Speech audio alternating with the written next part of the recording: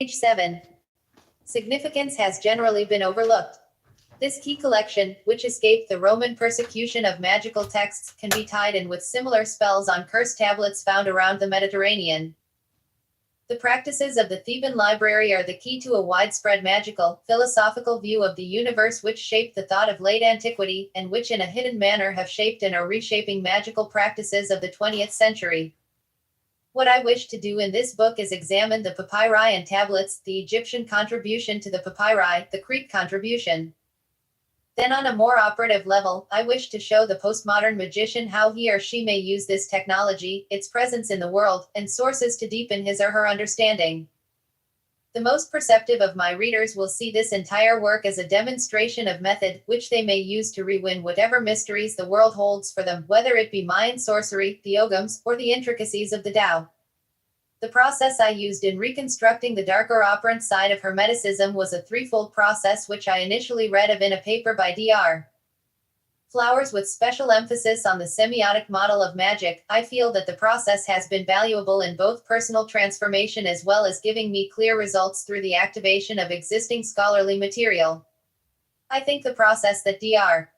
Flowers has developed has the potential of changing the way we do both magic and scholarship in our world, and is of special significance at this time of ideational shift. The process is one of objective analysis, followed by subjective synthesis, and finally enactment. Let's examine the phases. Objective analysis. If I wish to recreate the practices of others, the first place to start is the hard facts. I am fortunate at the wealth of operant material available to me, the papyri and tablets. Likewise, a surprising number of primary texts dealing with the illustrative magic of Hermeticism have survived, such as the Enneads of Plotinus or the Hermetica, Scott, 1993.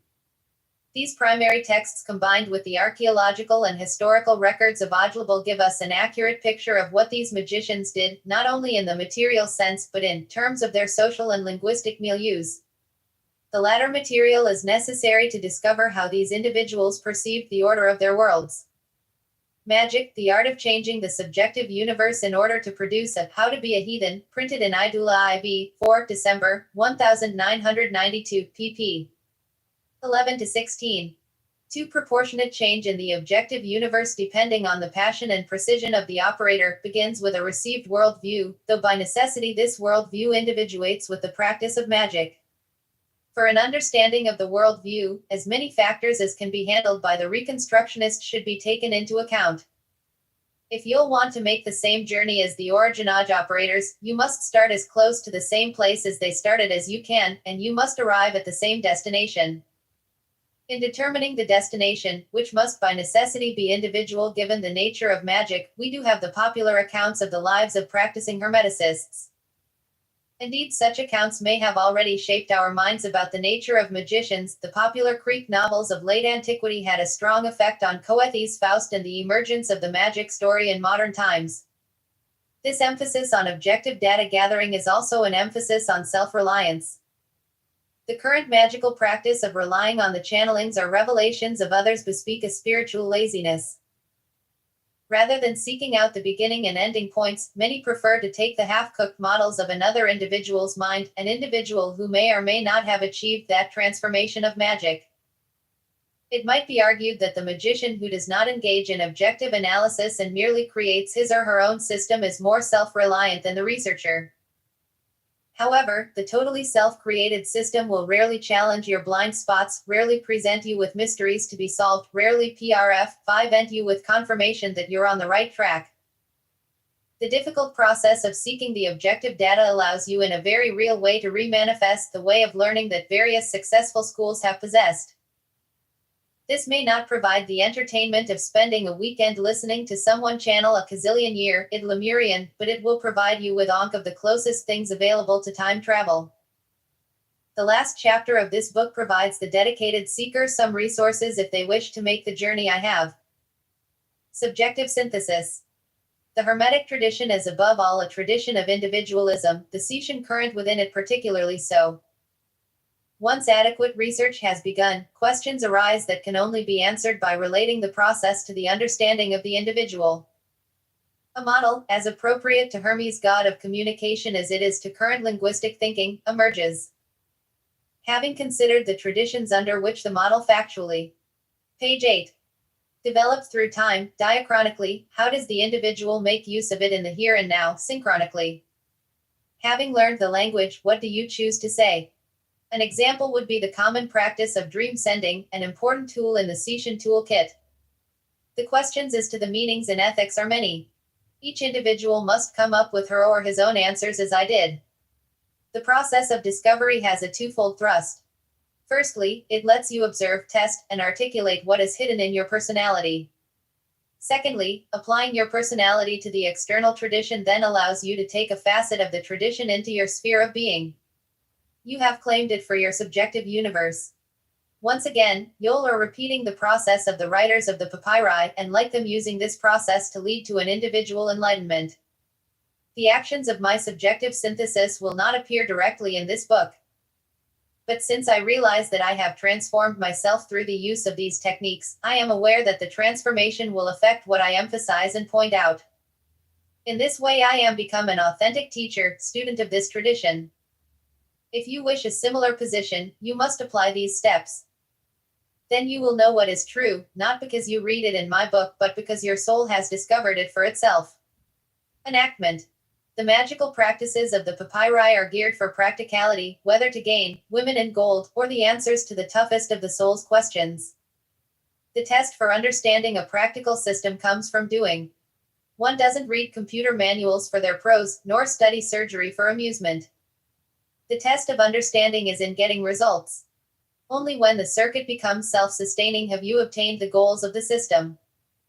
When you have changed the subjective universe, produced the change in the objective, and then integrated the new fact into the subjective, have you obtained to magic. Then you have taken the dry bones of the past and made it into a living system that enables you to communicate with the hidden secret side of the universe. When you achieve results, you have opened the mouths of the gods. A distillation of the above threefold system could be contained in the Egyptian sentence lr shti shta t up. It. Why, which could be translated variously as inquire of the books of Magid, or seek the mysteries, or travel through difficult territory. The Egyptian word shtatu may have been etymologically connected with certain forms of the name of Set. By the time of the magical papyri, the words meaning belonging to Set, or of the secret place, had coalesced in the common foretongue. The Egyptians associated certain night sky features with Set, particularly the constellation Ursa Major and the planet Mercury. They called Mercury SVQ, which simply means the unknown. This book came into being for what would seem to be two reasons to the non-initiate, but two sides of the same reason for the initiate. The open side of the reason is that well-known phenomenon that in order to understand one's synthesis, one must teach. This is the aspect which led the illustrative writers of Hermetica to put down their ideas after having gained initiation by learning to perform the operations of the papyri successfully. The hidden side is that in order to achieve the goal of the Session Hermetica, of becoming a god while still alive, you must open your own mouth, as the god Set did for all the gods of ancient Egypt. In the Book of Coming Forth by Day, the afterlife book of the Osiris cult, there is an interesting confession of the good followers of Osiris. I have come hither to see thy beauty, my hands raised in praise of thy true name. If I enter the secret seat, I speak with Set. But if one veils his face when his glance falls upon secret things, he may enter the house of Osiris and see the secret things that are therein. This book is not for the pious who would veil their gaze, and trust to have secret things revealed to them in a later life. It is for those who would seek after the hidden things now. It is not for those who would come forth by daylight to see what is revealed by the light of another, but for those who would come forth by night and see by their own self-created light. Page 9. Chapter 2 History of the Papyri and Tablets. Let the earth be still and the sea be still and the winds be still, and not be a hindrance to my prophecy. No loud cries, no hissing. No sound, for I am about to say the dread name. PCM Bill .321-32 Xi. History and content of the papyri. The magical papyri of Thebes have an interesting history in how they originally came to be, were later rediscovered, and eventually affected the modern occult and academic worlds. The term, magical papyri, is limited in this book to mean those papyri from Greco-Roman Egypt whose extant texts date from the 4th century BCE to the 5th century CE. These include texts in Greek and Demotic with glosses and insertions in Coptic and even Hieratic.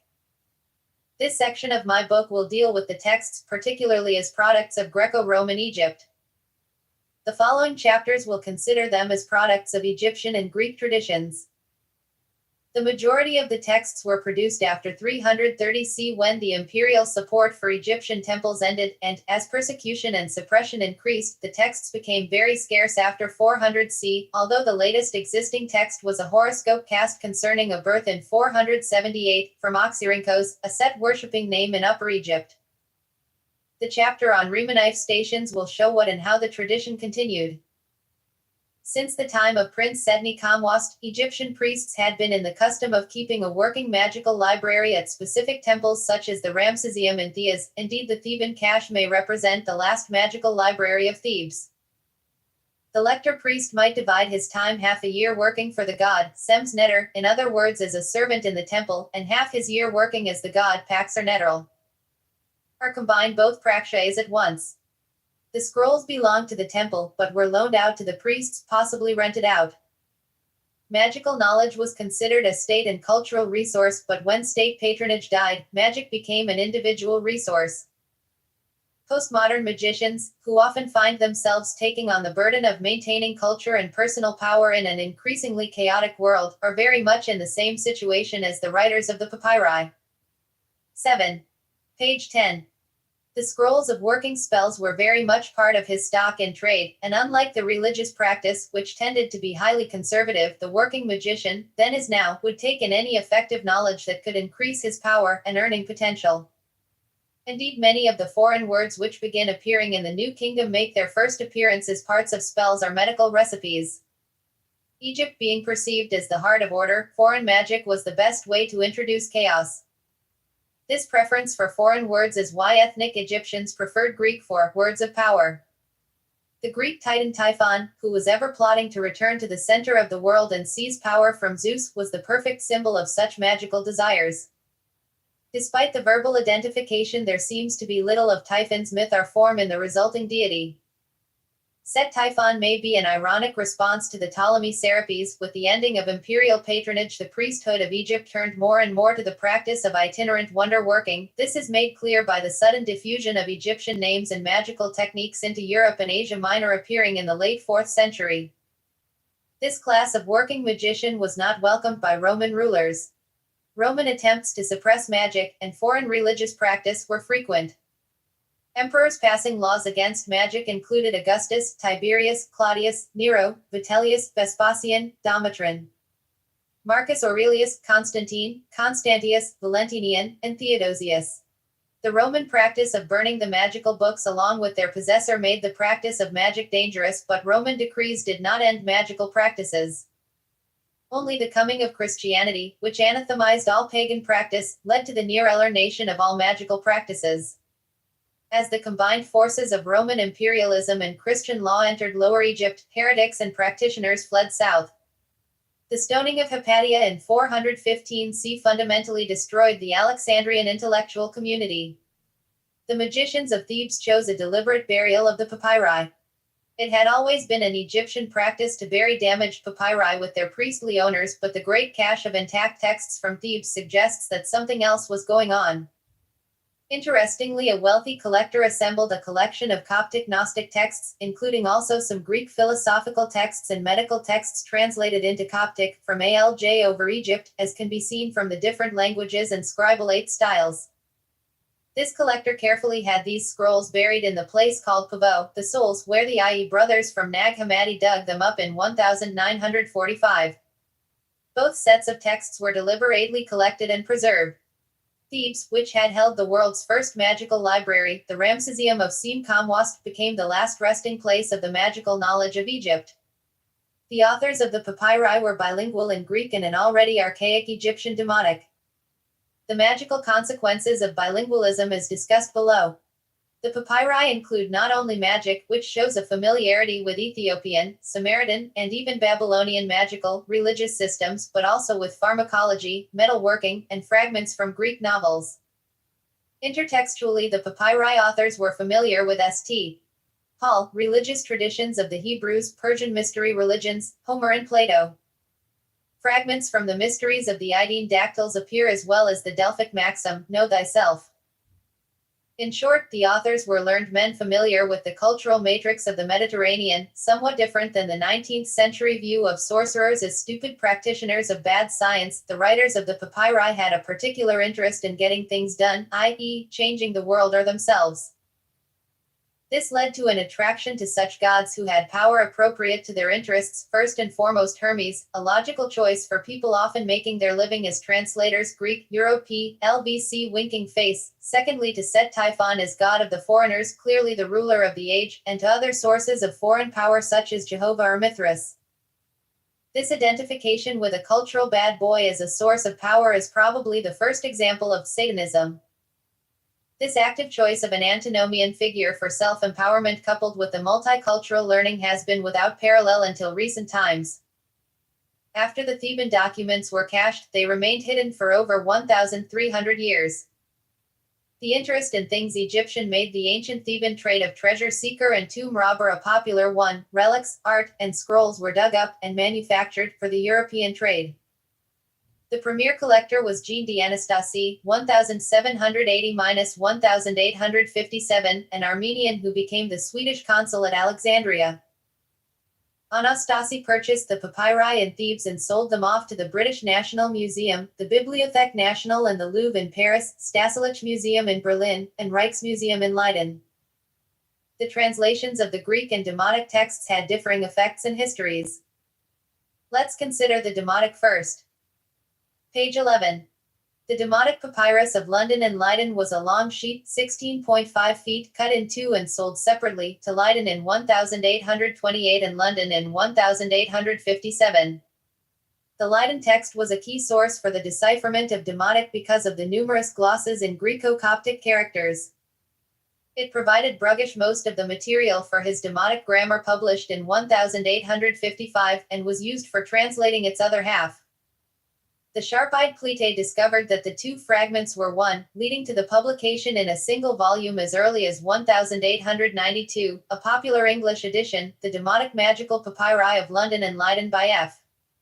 L. Griffith and Herbert Thompson appeared in 1904, and has been a popular Dover reprint as the Leiden Papyrus since 1974. An amusing side stop for the Demotic Papyri was the American horror writer H. P. Lovecraft, who used the odd spelling of the Demotic to cook up the names Yog-Sothoth and Nyarlathotep.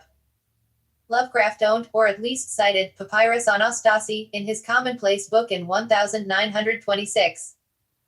The definitive collection and translation of the four Theban Demotic papyri appeared as part of the Greek Magical Papyri and translation edited by Hans Dieter Betz and published in 1976.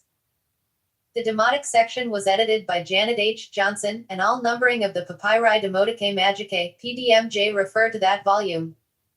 The Greek material was much slower in attracting interest. The idea of magical didn't fit with the 19th century notions of Greeks. The illustrative side of the Hermetic tradition, best shown in Plotinus Enneads, himself an ethnic Egyptian writing in Greek, might be suitable for study, but the operant side was treated as a poor relation.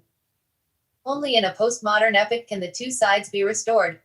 After some initial work by Dutch and German scholars, the first substantial publication was by Charles Wycliffe Goodwin, who published PGMIV in 1853.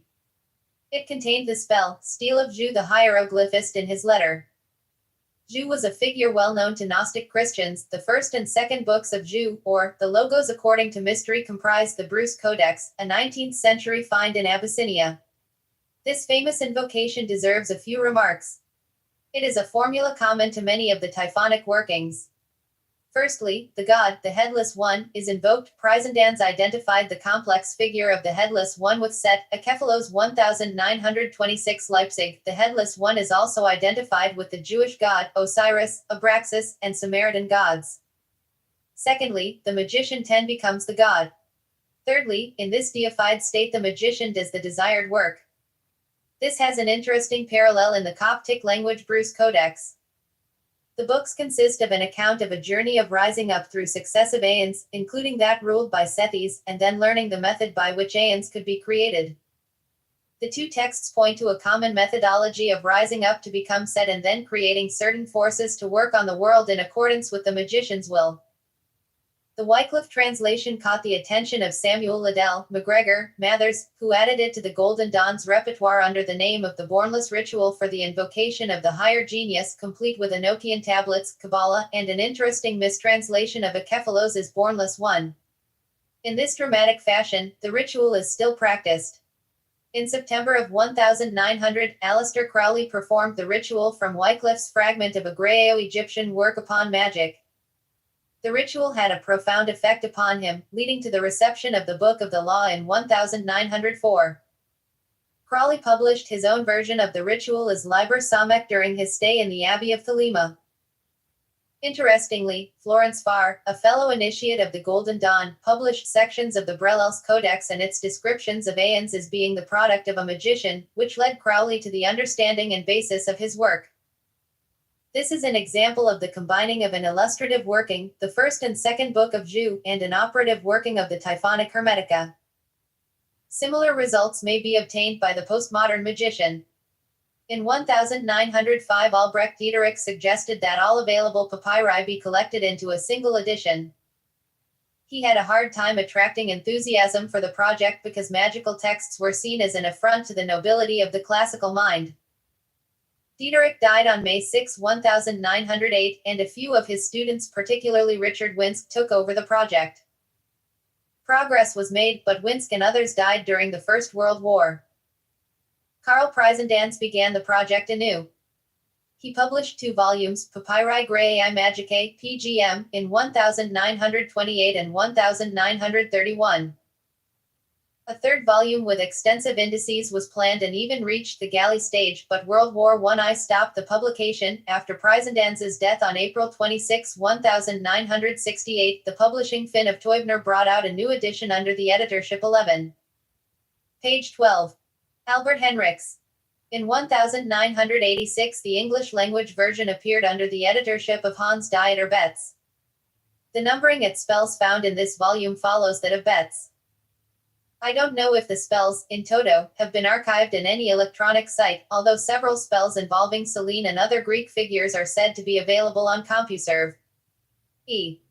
History of the tablets. There are over 1,500 examples of various types of curse tablets, mainly thin lead sheets, but also in pottery shards, limestone, gemstones, papyrus, wax, and ceramic bowls. The earliest appear around 400 BCE, about THC same time as the appearance of the Orphic Pythagorean grave tablets. Over 600 curse tablets have been found in Greece, making them an important source of the operant Hermetic tradition. The terms defixions binding spells, or L1A8 pounds oat curses, are the technical terms for these items, themselves the final product of a magical process. Of particular interest to us are the tablets of the 4th and 5th centuries C, which show a large number of Egyptian elements, particularly the invocation of Set Typhon. The widespread placement of these spells in Athens, Rome, Galilee, etc. show that the operant side of the Typhonic Hermetica was well spread in the 4th and 5th centuries. The choice of lead in Typhonic magic goes beyond its relative cheapness, easily stolen from public water pipes, and ease of handling. In the late antique tradition, lead was the material of Osiris' coffin. It was associated with the binding power of Set, an absolute sealing of the activity. From the Greek side of the fence, it is the metal of Kronos, the dead god, who is seen as being a powerful figure since he controls all of the sea of time and space.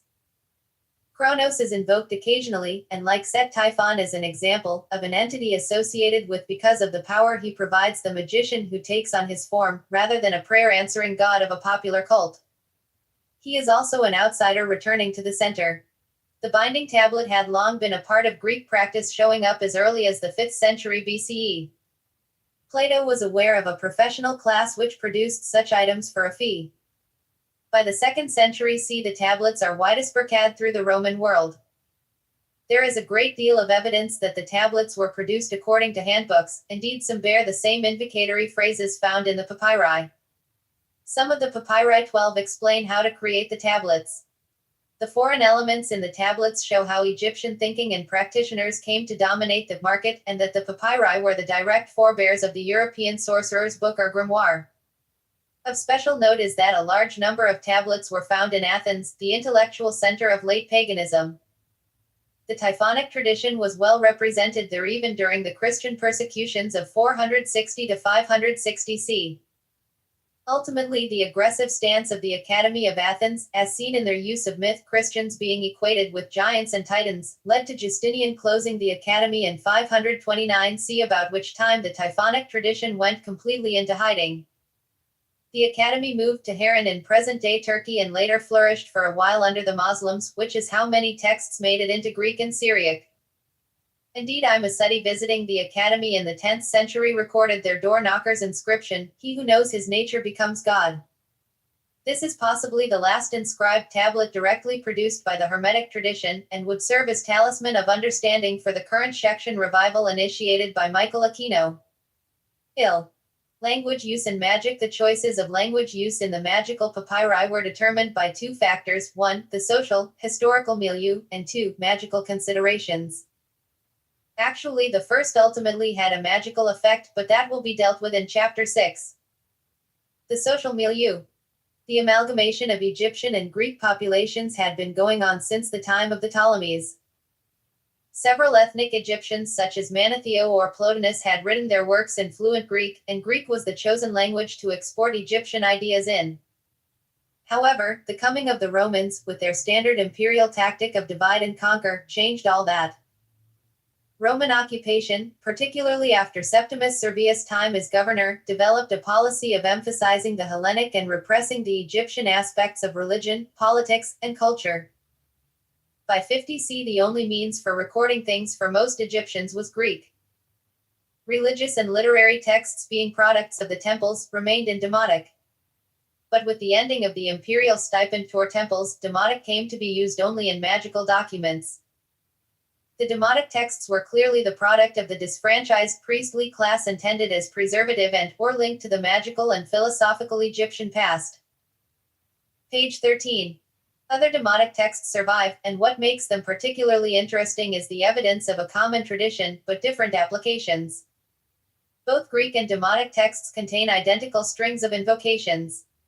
The Demotic texts on the whole are prone to the use of substances such as donkey blood, the head of an ass, whereas the Greek texts are somewhat less organic. There are fewer references to Set Typhon in the Demotic texts. Perhaps one could communicate to the god of foreigners in a learned tongue better. One of the 3 spells analyzed in this chapter had instructions in Demotic, but the invocation was written in Greek. In fact, it is one of the few Greek invocations embedded in otherwise Demotic writing. The Greek language provided something for the Egyptian magician that would have been part of a priestly tradition: vowels. The operative backbone of Egyptian magic had been far too sacred to write down, but with the decline of priestly training, what was once best preserved in oral lore was now best preserved in writing. Although we may presume a near equivalence of sound with the Greek vowels, we must also be aware that Greek ideas carne along with their vowels. For a full understanding of the Hellenic stream, see Hermetic Magic by Stephen E. Flowers. Coptic was very seldom used by the Hermeticist. It seemed the language for religious texts, but lacked the power and focus needed for magical operations. Only 2 spells in this volume, the Red Cloth of Nephthys and the spell for oil from a Coptic grimoire, were written in Coptic. Magical context. One of the most striking aspects of language use in the papyri and tablets is the voces magicae. Early theorists of magic tended to dismiss such abracadabra as impressive-sounding words to frighten or impress those not in the know. But we are aware that almost all Hermetic magical operations are conducted in secret and alone. Why then the barbarous names? We can either go with the theories of a contemporary Hermeticist or the postmodern theorists of magic. The Neoplatonic philosopher Larndlichus, writing circa 300 EE, writes that the process of theurgy, Egyptian pax or nettery, requires the use of foreign terms and magical signs for the theurgist to receive the power of the gods. This idea had been established in Egypt by the time of the New Kingdom, as mentioned above.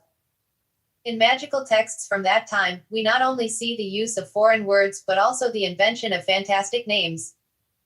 Such exotic names as Hetedini and Assembeni appear created by metathesis and word association to resemble the words terror and protection. Such 14 unfamiliar and artificial names show a desire to find the precise name of the power to be invoked. This long-standing Egyptian practice had a great wealth when blended with Greek ideas of word and sound.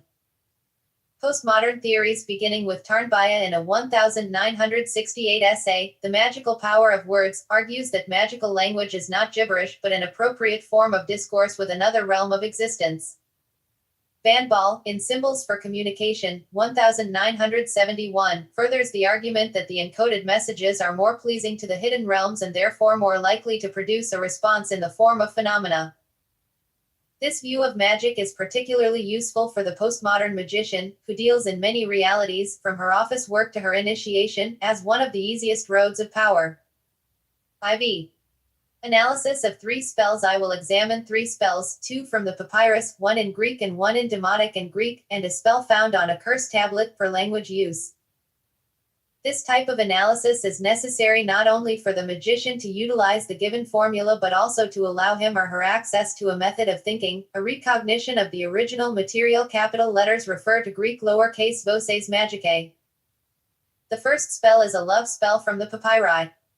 For a fuller analysis of the Greek O1OLXLA and their meanings, see Hermetic Magic by Flowers.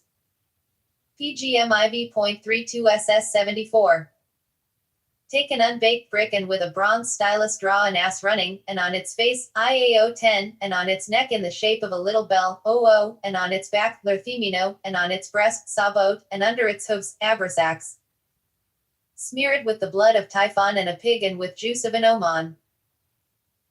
The spell of the brick to be written down is this: 10 herb th 10 pakerb th 10 bolchos th 10 bolchos th sabaum coklatum patathnax, the shaker, 10 herb th apomp siath iabath si saupa, you fortunate one, tesho patonic fend miefir abrabalanchithi ro fiaprima palalops, the shaker of the world, I call upon you, great Typhon, 10 herb th 10 pakerb th 10 bolchos th, because I am he. Insert magical name of magician. Hear me, in this business. Page 14. Which I am performing Lerthemino Aruzoran ba thou see, H1 Ospis, 0 great Typhon Lerthemino, attend this magical operation which I am performing, because it is your great and honored name that I am saying and writing, Aberamentuath Lerthixanixithrol Thoin Marabe. Write the following words beneath the ass, and then place the brick over the parchment until she comes to you. Give her the heaving of the sea, total wakefulness of Mendes, and give her the punishments. Analysis: the ass is the figure of Set Typhon in motion. It is named Iao-10. Iao is the common name for the Jewish god in the papyri, but it also refers to the native Egyptian god Iaa, an ass-headed manifestation of Re. The name is widely used in the papyri and the binding tablets. It also appears as a cosmic power in the Gnostic texts. By the Stoiche, its number is 811, 8 plus 1 plus 1 equals 10, the cosmic totality. Lao can also be seen as an encoded form of the entire vowel sequence Alio. 10 is a common name for Set Typhon. In the Coptic language, 10 means ass. TT is usually found in conjunction with Erbilth and other Typhonic names. The phallus and kestis symbolism of the bell should be obvious. Epsilon is assigned to Venus and Omicron is assigned to Mars, and as the donkey runs along there is an alternation of these principles. Note the number of epsilon and omicrons in the voces magicae that follow. Lerthemino is another Typhonic name keyed to the constellation Virgo. Sabot, the Jewish god but more understood as the Gnostic demiurge, in other words, like Set Typhon, the lord of the world. Abrasax, a Gnostic deity, snake-footed like Typhon, appears in many magical inscriptions. His name adds up to 365, the number of days in the year, and the placement of the running Typhon above him symbolizes that this spells runs through time, a common motif in the Typhonic Hermetica playing off of Set's cult title of Set Hay, Eternal Seth, which would also sound like Set of the Floods. The phrase blood of a Typhon means ass's blood. The ass, pig, and onion all have Typhonic associations. By smearing the chiropters, the magician fills them with the presence of Set Typhon. Modern magicians should of course not use blood but should find other substances to produce in them a similar sense of Set Typhon.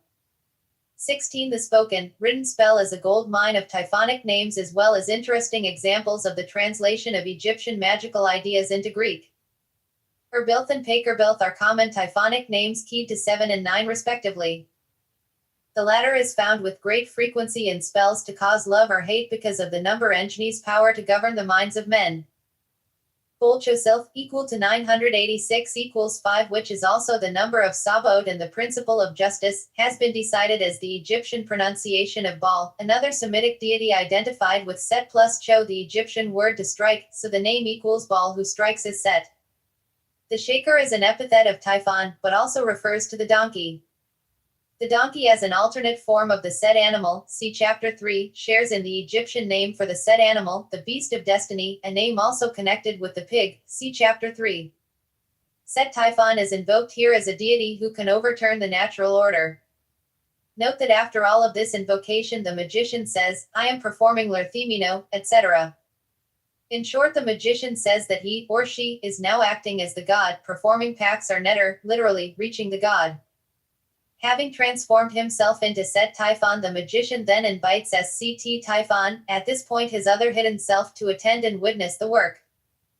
The phrase, in Greek great, great, is of particular interest. TT is an exact parallel of the Egyptian, great, repeated twice meaning greatest, since the Egyptian lacks comparatives, but translated into Greek rather than using the Greek form of greatest. The palindrome at the end of the formula, clearly identified as the name of Typhon, has a few interesting properties. It begins and ends with alpha, the power of the moon. This is magic very much in the sphere of this world, sublunar. The elements in their ascent: red moon in Aries, Ab, Venus in Capricorn, moon in Libra, Am, Venus in Scorpio, En, name of Thoth, Tauth, name of Typhon, Lerthex, moon in air, and the force of this incantation is doubled by its backward repetition with reversed elements having the same value. It encodes the process of the spell: raising of desire with goat and ram, appeal to justice with Libra, a piercing of Venus with Scorpio, the name of the god of communication, the name of the god the magician has become, the medium, dreamy night air through which the message is sent. This particular typhonic name was also known to Sethian Gnostics. Bronze figures of a human-bodied ass-headed Set walking with hieroglyphic gait clad in loincloth with the pedestal inscription Abaramento, in Coptic, exist. The Gnostic Cetians led by Dositheus possessed such bronze 17I. Page 15. Figures, which shows that they were descended from Seth. The figure was much more than just Adam's son. The name is a faun of Montu, a Theban war god whose cult absorbed Sets in the Exene dynasty. Having transformed him, or herself, and created the link through which the message will be sent, the actual message itself is accomplished in 2 lines. Give her the heaving of the sea is a standard typhonic attribute of unrest. Total wakefulness is a common form for love spells, not letting the intended sleep until consummation. Of Mendes, this goat, the Egyptian Bab Neb Ted, as a personification of lust, and give her the punishments of extreme horniness if not love. Bab Neb Ted of the Papyri became the Baphomet of the Picatrix, one of the earliest Sufi magical texts, and later a figure associated with the Templars. Oswald Worth, Eliphas Levi, and Anton Zandor Lavi. The brick weighs down the parchment, holding the spell in place until the intended is drawn to the spot. The practice of superposition, putting something on top of something else to control it, is an Egyptian magical technique from earliest times. The next spell is partially in demotic. Demonic material is in italics, with words of power notably in Greek. PDM Ziv. 675-94 PGMX TVC. 15-271 A spell to cause evil sleep to fall. Formula: you bring a donkey head, you place it between your feet opposite the sun at dawn when it is about to rise, opposite it again in the evening when it is going to set. You anoint your right foot with yellow ochre of Syria, your left foot with clay, the soles of your feet also. You place your right hand in front and your left hand behind, the head being between them. You anoint one of your 2 hands with donkey blood and the 2 corners of your mouth, and you recite these writings before the sun at dawn and in the evening for 4 days. He sleeps. If you wish to make him die, you should do it for 7 days. If you do its magic, you should bind a thread of palm fiber to your hand, a piece of male palm fibcr to your phalbs and your head. It is very good. This spell which you should recite before the sun: I call upon you who are in the empty air, you who are terrible, invisible, almighty, a god of gods, you who cause destruction and desolation, you who hate a stable household, you who were driven out of Egypt and have roamed foreign lands, Yathui, you who shatter everything and are not defeated.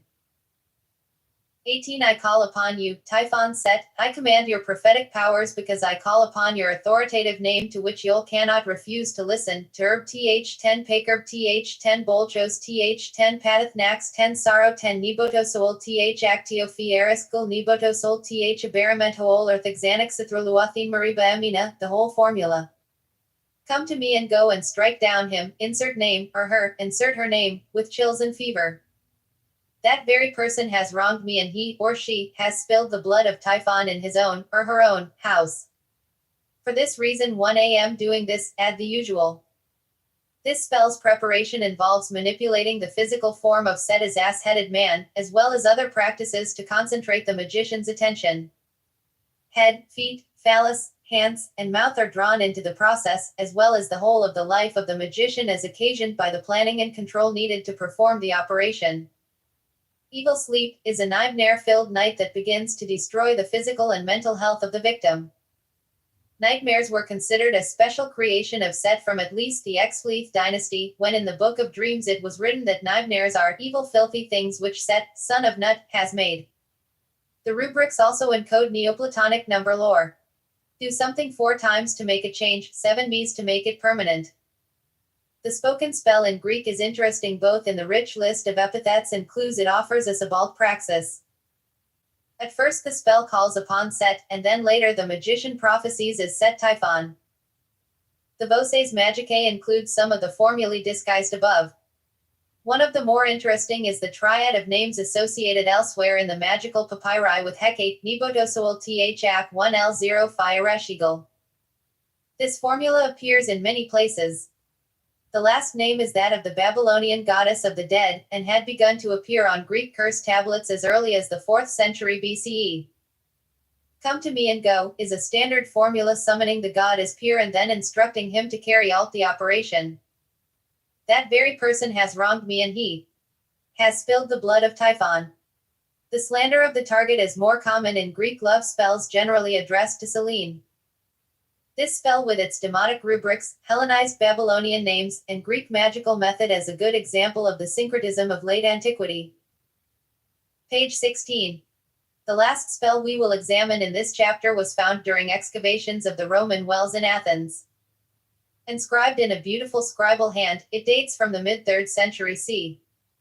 There were several such tablets found bearing variations 011 this formula. The magician likely possessed a source book from which the spells were copied. Blar forbabar borbabar forbabor borbalt, powerful bet put I deliver to you Eutychianos, to whom Eutychia gave birth, that you may chill him and his resolve, and in your gloomy air also those who are with him. Bind him in the unlit realm of oblivion, chill and destroy the wrestling which he is about to do in the death. This coming Friday. And if he does wrestle, I hand over to you, Mozun. Alchinal. Perpertharlna Iea, Eutychianos, to whom Eutychia gave birth, in order that he may fall down and reveal himself a fool. Powerful Typhon Kolchoi Tantanon Seth saw Thalkea Lord a poem ex frieri gex, regarding the disappearing and chilling of Eutychianos, to whom Eutychia gave birth. Kolchoi Chilps. Let Eutychianos grow cold and not be in condition this coming Friday, but let him be weak. As these names grow cold, so let Eutychianos grow cold, to whom Eutychia gave birth. Whom Athales promotes. I deliver to you, is a common Greek formula wherein the victim is made the god's property.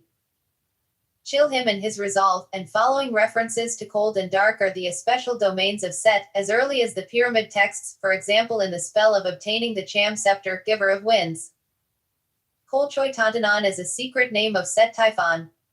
A poem X is an alternate spelling of apomps appearing above. As those names grow cold, the physical fate of the tablet in the cold spring water affects the cursed WR pound, stiller. Over 100 tablets were found in this spot alone, a tribute if not to the efficacy of magic, at least to the popular belief in the sorcerer who created them. The erudition and magical skill of the creators of the papyri and tablets were great. Their intelligence was put to what they considered a powerful and practical endeavor, and knowing the secret that what has worked before can work again, these technologies can be effectively reapplied. Such an application is not merely the use of practical sorcery.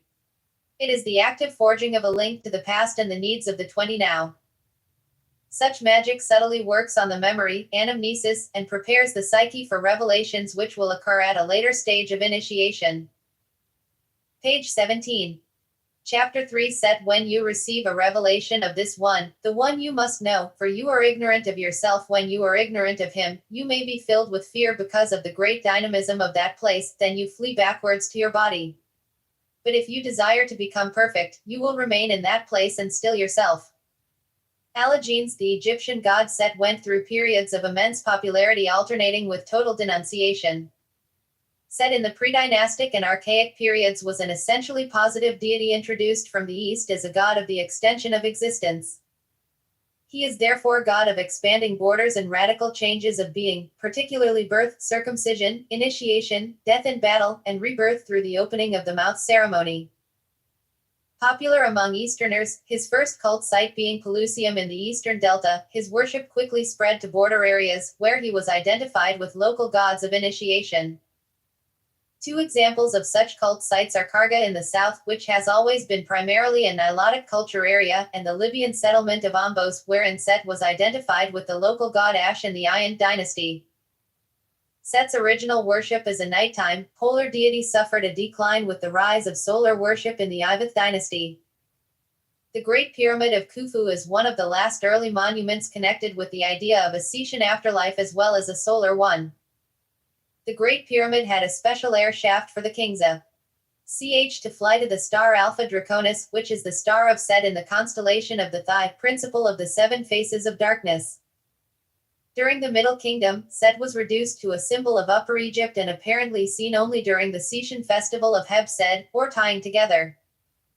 It was during this time that Set was first blamed for the murder of Osiris, a Semitic corn god who had arrived in the Mrd dynasty.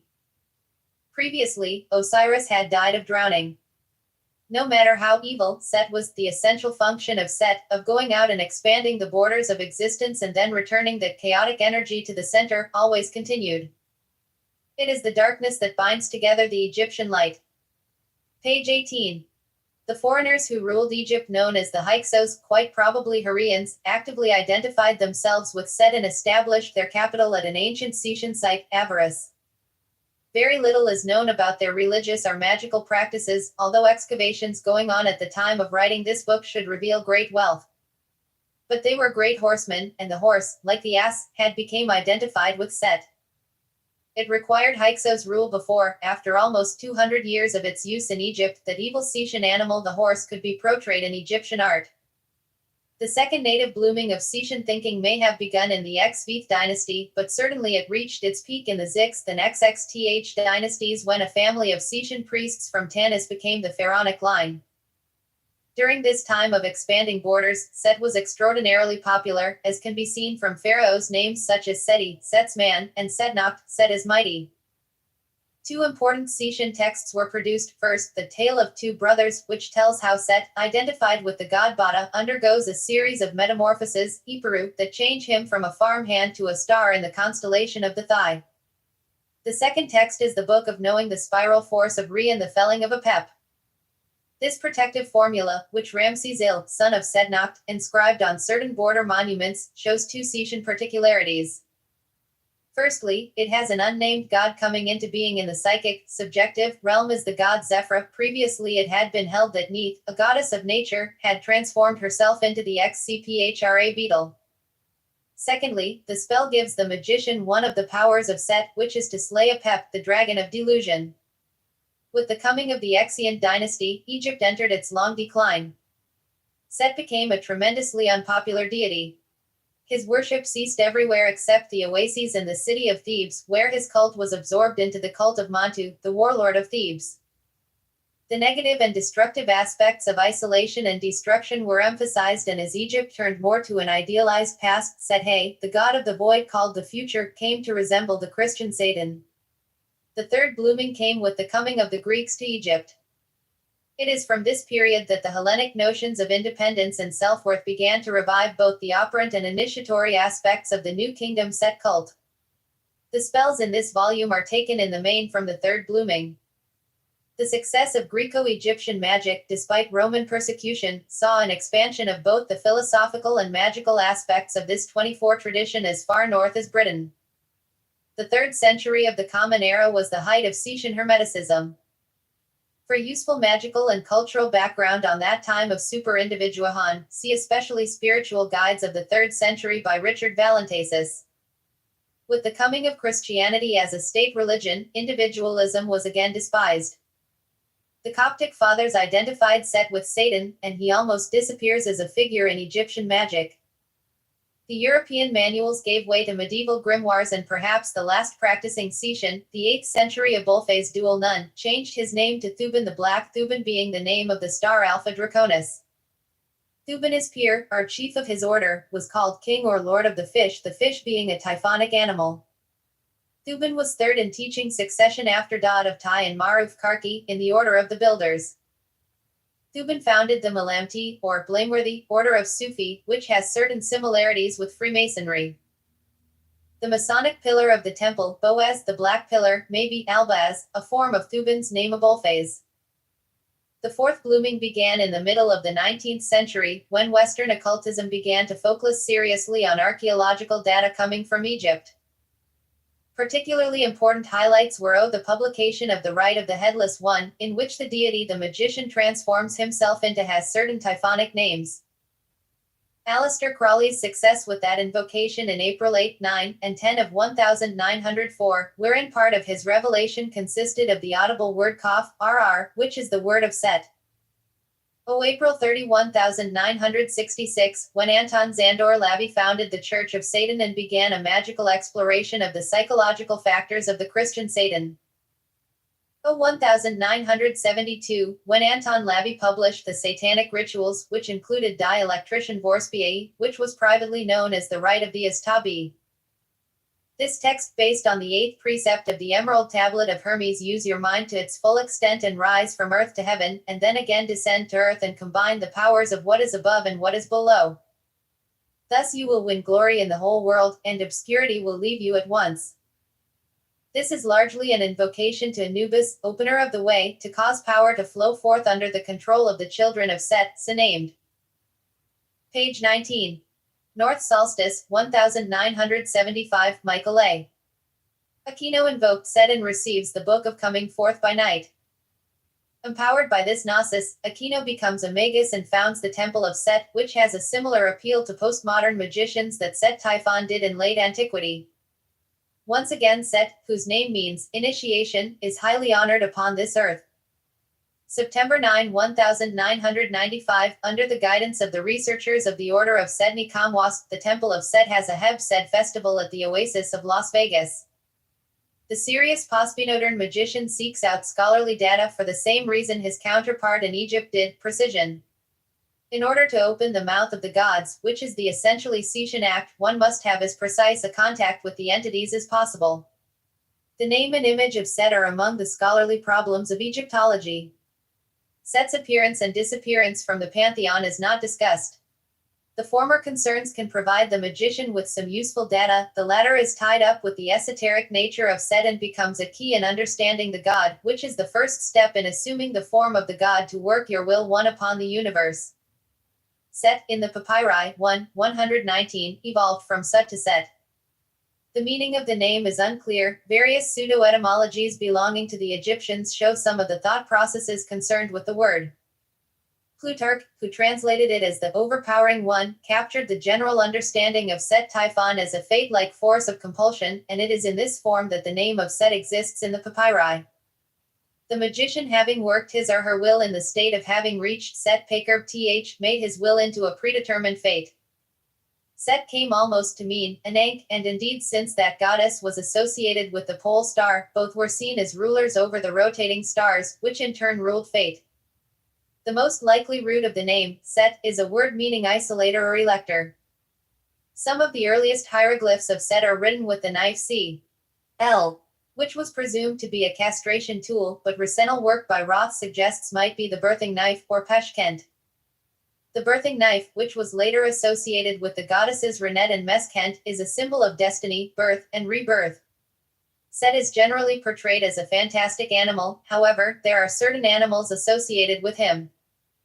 These are the ass, T1 he horse, the giraffe, the hippopotamus, the crocodile, the black boar, particularly in its form of Sab, the destiny beast, and 26 the leopard of the south.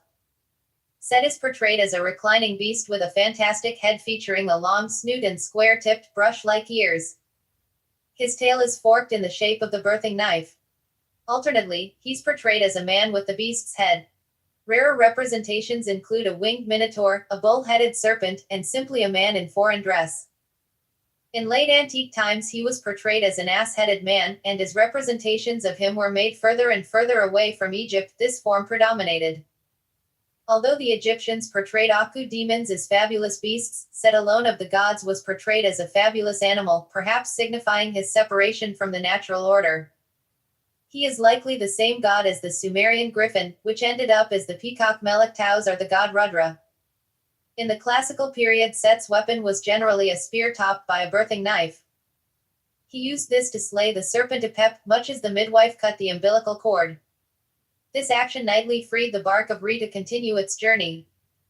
Notably, this battle occurs in the early morning, a time when many people are having to cut through the tenacious strands of what has not come into being and re-establish themselves as an individual. Other items carried by Set are a waz or cham, pronounced jam, scepter, a stylized representation of himself. 1. Many gods carried these symbols. Waz signifies power in this world, cham signifies power especially through one's progeny or an army. In late antiquity, particularly on cursed tablets found outside of Egypt, Set carries a flail, presumably to punish lesser gods and demons and to compel them to perform his will. In classical times, Set was painted red or gold depending on his status in society. Red is the Egyptian color of evil, associated with the hostile forces of the desert, the Red Land.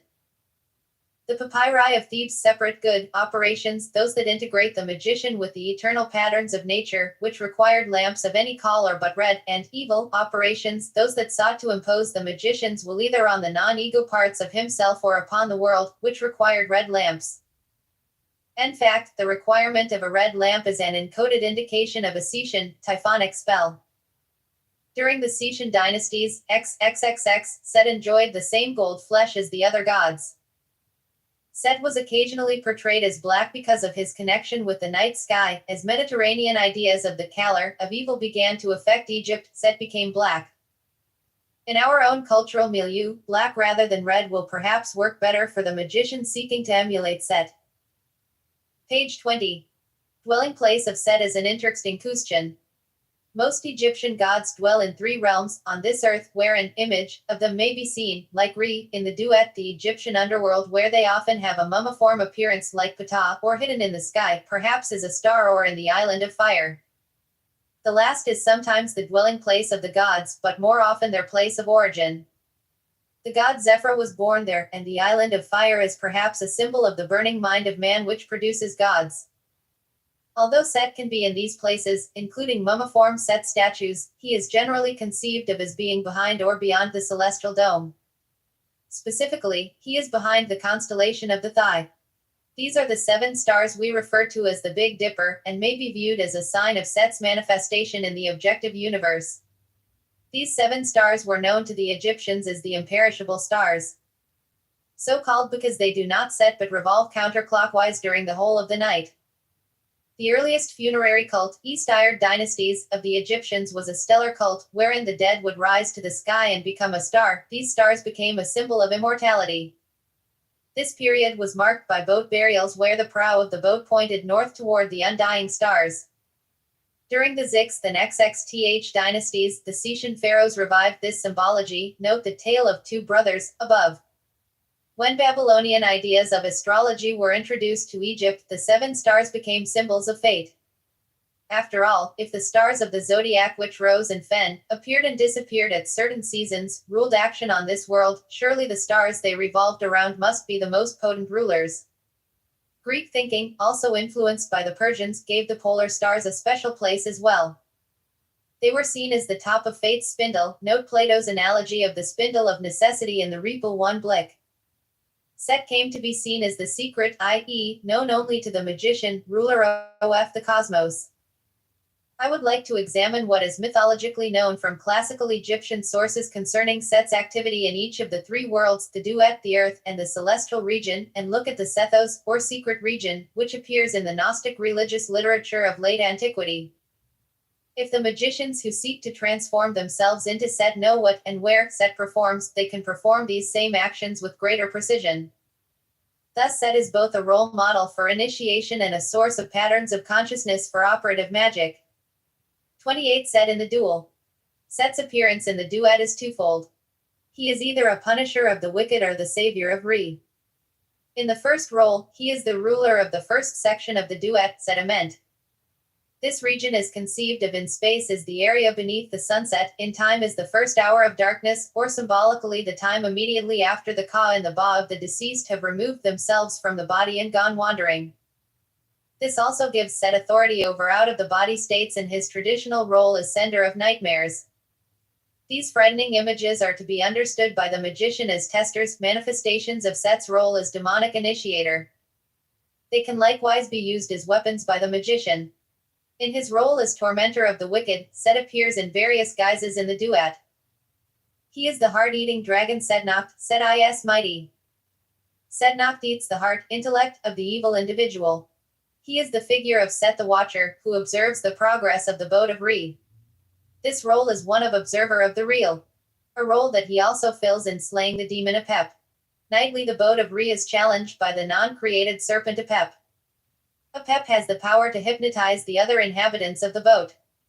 The other gods fall into a trance, the boat stops, and Set descends to fight the demon. He kills Apep with a spear topped with a peshkent knife. The peshkent knife is used both by midwives to sever umbilical cords and by Sem priests to perform the opening of the mouth ceremony.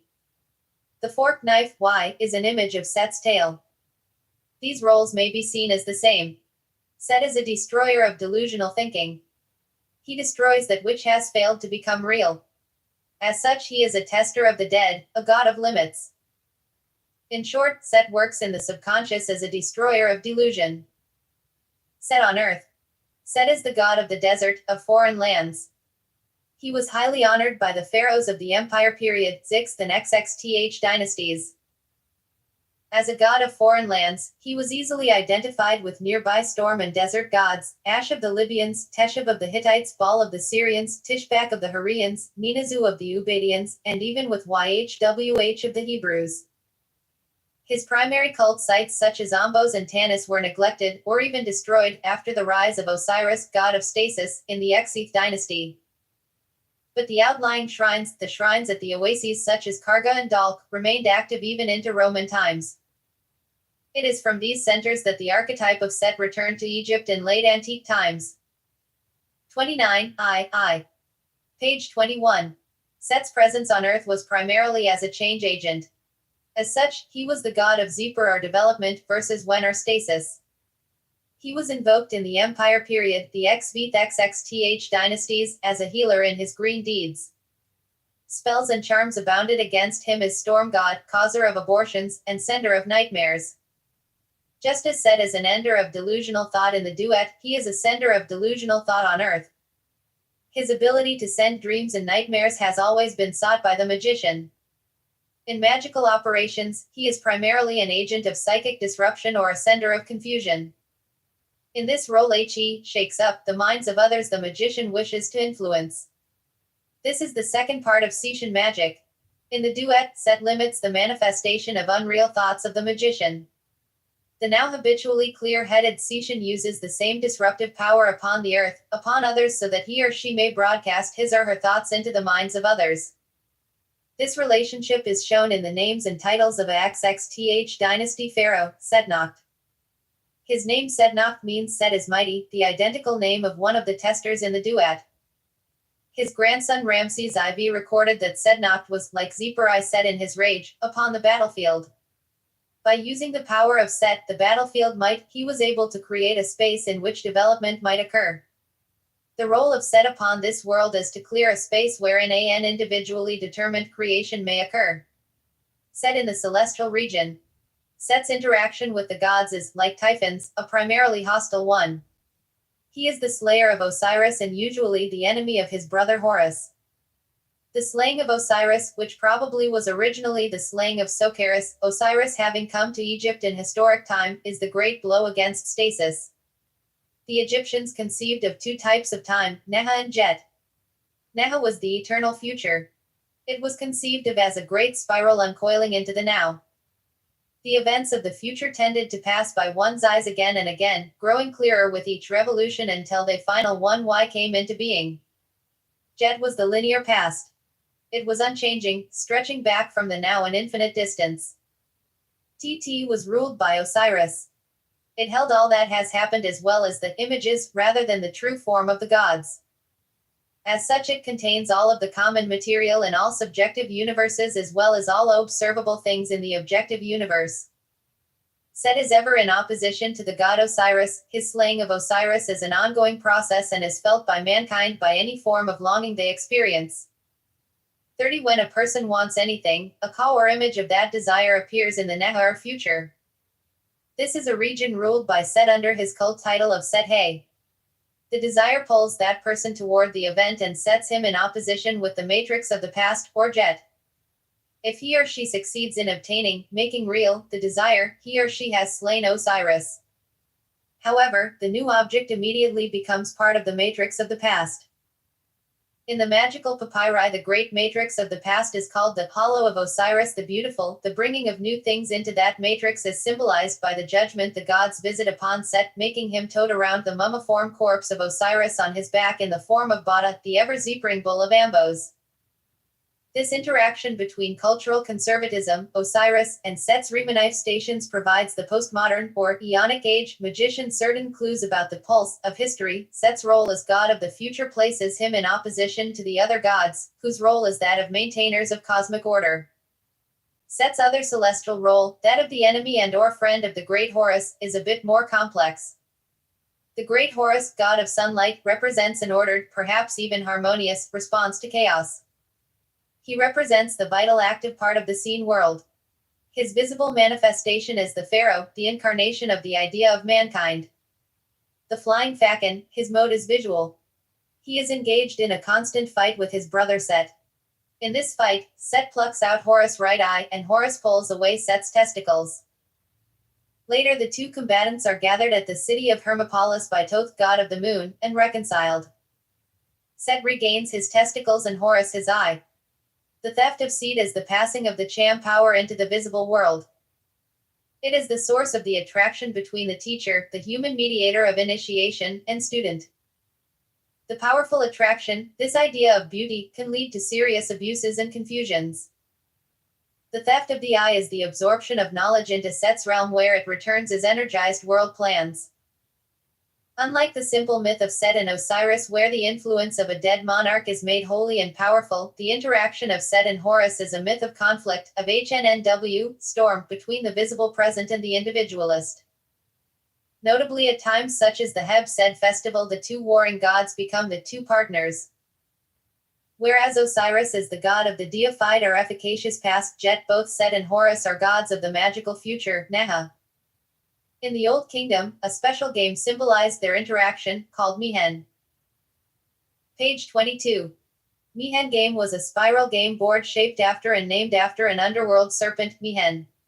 The Mihen game was a spiral game board shaped after and named after an underworld serpent, Mihen. The two players raced with marbles and Hun figures into a central area, the region of Re. Re is equated with the ultimately real. To see Re was not to merge with this reality, but to have the strength of being, to be able to see the real, to bypass all that has failed to come into being. That the entrance to the realm is by means of a struggle, a HNNW, between the forces of individualism and cooperation reveals the two paths to the divine, which span Egyptian history as Sem-Neter, servant of the gods, and Paxer-Neter, reaching the level of the gods. By the time of the New Kingdom, the rules to the Mihen game had been forgotten, but the symbol of the game, a spiral in which Horus and Set are united, remained. Two coffin text spells, 493 and 495, mention the mysteries of Mihen. Sh Tau Mihen, my ba belongs to its body, my shadow belongs to its condition. I am the guard of criminals in the manner of the mysteries of Mihen. This reference to secret knowledge of mysteries connected with the figure that unites Horus and Set bespeaks of the special magical relationship between Horus, Set, and the future. This secret knowledge is private information concerning the interior life which can only be passed from teacher to student. It is more than mere words and partakes of both social mysteries and magic in the strictest sense. Mihen is ultimately the coils of the future Horus and Set, two principles of consciousness that both in contention and cooperation cause the efficacious future to manifest on this earth. The ultimate example of the Mihen mystery is found in a funerary text of the New Kingdom called the Book of Pylons.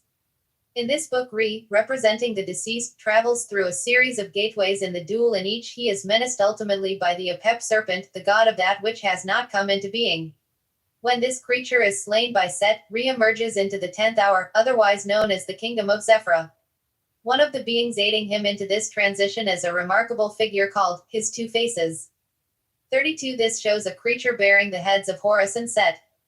This figure, which accompanies the sun god during his regeneration into Zephyra, the self-created one, is Mihen.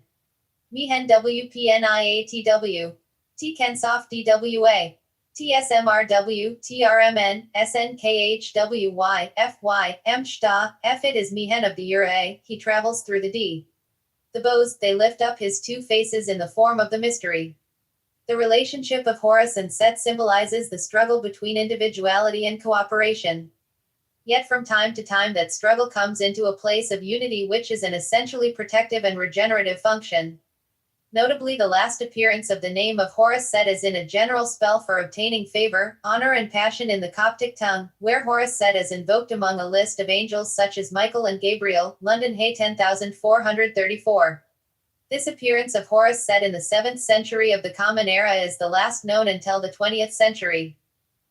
Page 23. Beyond the celestial manifestations of Set, there are references to a fourth or secret region. In the earliest times this was a place for those who died in battle. The gateway or mouth to this place was ruled by the psychopompic god of the battlefield dead, in Upper Egypt, Socaris, and in Lower Egypt, Anubis. This region of mysterious pathways was called Seta and was originally conceived of as being behind the 7 stars we call the Big Dipper.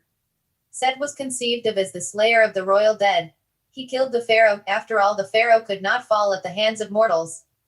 When the Osirian and solar funerary cults came to power, the special, mysterious place either vanished or merely became part of the duat. The idea of a special region ruled by Set returned at various times. It enjoyed popularity during the Xixth and XXTH dynasties when the night sky was portrayed in royal tombs. Notably in the royal burials at Tanis, where the families of the Setian pharaohs of the Xixth and XXTH dynasties were buried, the sarcophagi were made in the form of Socaris rather than Osiris. Socaris, as lord of the mouth of the passages of the secret place, might be said to be the lord of the 7 stars of the Big Dipper. In an esoteric sense, this may indicate that fear is the mother of initiation, or more properly that the overcoming of fear is the beginning of self-development. Socaris, in his role of god of the battlefield, is the god who represents all of the complexity of courage and fear, of death in the service of the living Horus. Since these interactions produce the wealth of the psyche, Socaris was early on identified with Ptah. Only later did identification with Osiris occur. Socaris had as his consort Sekhmet. This name is merely the feminine form of the word for divine power, Sekhem. This refers to the power that comes from facing fear. Soldiers wore red rings indicating that in their next life they would enjoy sexual relations with Sekhmet. That power was seen as sexually desirable and available only after facing great fear is at the heart of the Hermetic tradition, and has undergone a remanifestation in the antinomian aspect of the current Setian revival. Beyond Socaris and Sekhmet, beyond struggle and beauty, is the secret place of Set. To venture into this place is to become the source of the future, to become the ruler of the rulers of fate. It is the ultimate goal of the Hermetic tradition, and is the Setian way. 34 Chapter 4 Theory Blessed as the man who knows these things, who has brought heaven down upon earth and has taken earth and lifted it up unto heaven, and has created thereby a void for himself. The Book of the Gnosis of the Invisible God J. The historical matrix in the XX5th dynasty, Egyptian pharaohs hired Greek mercenaries and the resultant cultural exchange produced the Hermetic tradition, a synthesis of Egyptian magical cosmology and Greek philosophical speculation. The cosmological background was established by the time of the death of Alexander and reached its individualist height 600 years later. I will examine the Greek and Egyptian contributions to the Hermetic worldview and then present a synthetic account of Hermetic theory as it applies to the Setian Typhonic practitioner of today. Egypt provided two ideas to the Hermetic mixture. The first is the belief in the strength of the idea, and the second is the notion of the cycles of creation which culminate in self-creation. The invasion of foreigners provided the idea that magic might be applied to individual efforts rather than for supporting the cosmic order. Each of these ideas deserves to be examined. IJ. The power of the idea. The two lands came into being as an idea. Sometime around 3100 BCE, Narmer, the first pharaoh, united his southern culture, African, with that of the North Asian, Semitic. Two peoples racially and linguistically separate were tied together through magical ceremonies that insisted they were now a unity. The strength of Narmer's politico-magical working is seen not only in that Egypt lasted for 3,000 years, but that as a magical concept Egypt still draws the mind as no other. Consider how many magical and religious organizations both in antiquity and today claim roots from Narmer's working, from the idea of Egypt. During the times of kingdom and empire, the idea of Egypt was incarnated in the pharaoh. The idea was strong enough to preserve and enhance the culture even when the pharaohs were not Egyptian by birth. The Grecian Ptolemies were accepted by the Egyptians because they made the ritual gestures, adopted the.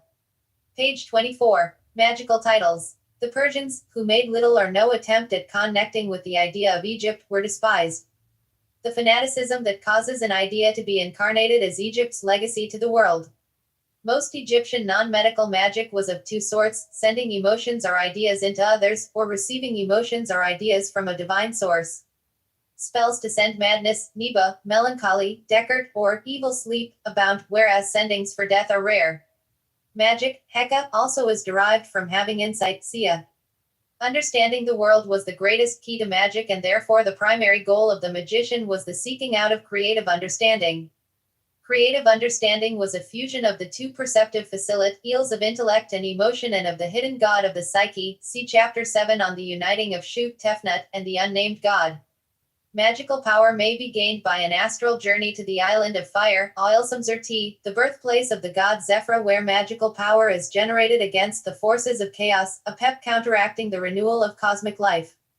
It can likewise be gained by journeys to places of a transitional nature, such as the horizon. This idea became the notion for both Gnostic and Hermetic ascents. Likewise, magical power could be taught SBA by savior, gods, or by living humans. If the idea is used to steer a group wherein one man or woman thinks the idea and all embody it as a group, then it will lead inevitably to totalitarianism and loss of human dignity. If the idea is embodied in unique individuals rather than a group, it can lead to a personal empowerment that comes as close to godhood as can be obtained under the fetters of life and nature.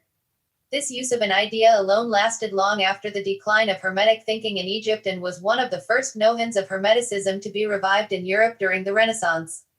Among its remanifestations are the American Revolution. The power of the idea has predictably come to the individual level again. However, unlike its previous manifestation in a limited geographic and social milieu, it now is available on a global scale. However, it is a hard path and few will dare it. The cycles of creation. A particularly Egyptian idea is that creation is becoming further defined against a matrix of chaos, and knowing the path of definition becomes a source of power. Many Mediterranean Ku-1 tourists emphasize the evolutionary nature of creation. Matter is created by the oldest gods who through reproductive acts create 36 those gods who change what is already created and conditioned. The Egyptian magician took this formula a step further. He would become the next god in line to have a hand at modifying creation. As such, he would have to first modify his own creation. He would have to become self-created. This apparent paradox is at the heart of Egyptian religious hymns. The hymn may begin by describing the origin of the cosmos, speaking of the acts of some creator gods such as Atum, whose name means simultaneously, he who is perfect, and he who does not exist, and the successive generation of gods until the god to whom the hymn was written, say the craftsman Ptah, is mentioned. The object of adoration is then declared, he who is created of himself. Zephyr, day. This expression appears at least as early as the pyramid texts of the Old Kingdom, and perhaps earlier, since the hieroglyph for Zephyr, the rising sun, whose name is derived from the root that means being and becoming, appears among the first writing in pre-dynastic sites. This Ramesside idea passed into the Greco-Egyptian synthesis a year after the conquest of Egypt by Alexander. The Bremner Rhind Papyrus was written. One of the spells for slaying a pet begins as a cosmogony in which the Lord of differentiated existence begins merely by describing the process of his coming into being with the words Zephyr Zephyr Zephyru. The highest magic was essentially a narration that establishes the speaker as ultimate subject and the universe as object. However, the process of knowing the past and then separating oneself from it in order to enact a new creation is an essential act of Hermetic practice. See Chapter 7 on the Bremner Rhind Papyrus and its significance, the doctrine of the Logos, out less than winking face, which came to encode the cycles of creation, filled Gnostic and Hermetic thought. Of particular interest is the Codex Brutinus, a Coptic text written in the 3rd century that describes the powers of words to create eons, which may be viewed as ladder rungs to the divine. The supreme eon is that of the alone begotten one, Court 1 Jatoiafort, less than winking face. To this eon all move through their actions, by changing the eons beneath. This path of power through magical control is the essential Setian goal. Portions of the Codex Biamonus were published by Golden Dawn member Florence Farr and were adapted by Aleister Crowley into his theories of magi, words, and eons. These Egyptian ideas of the cycles of creation pervade and structure most Western magic. The remanifestation of these ideas allow the current magician to make even more powerful use of them than his counterpart of late antiquity.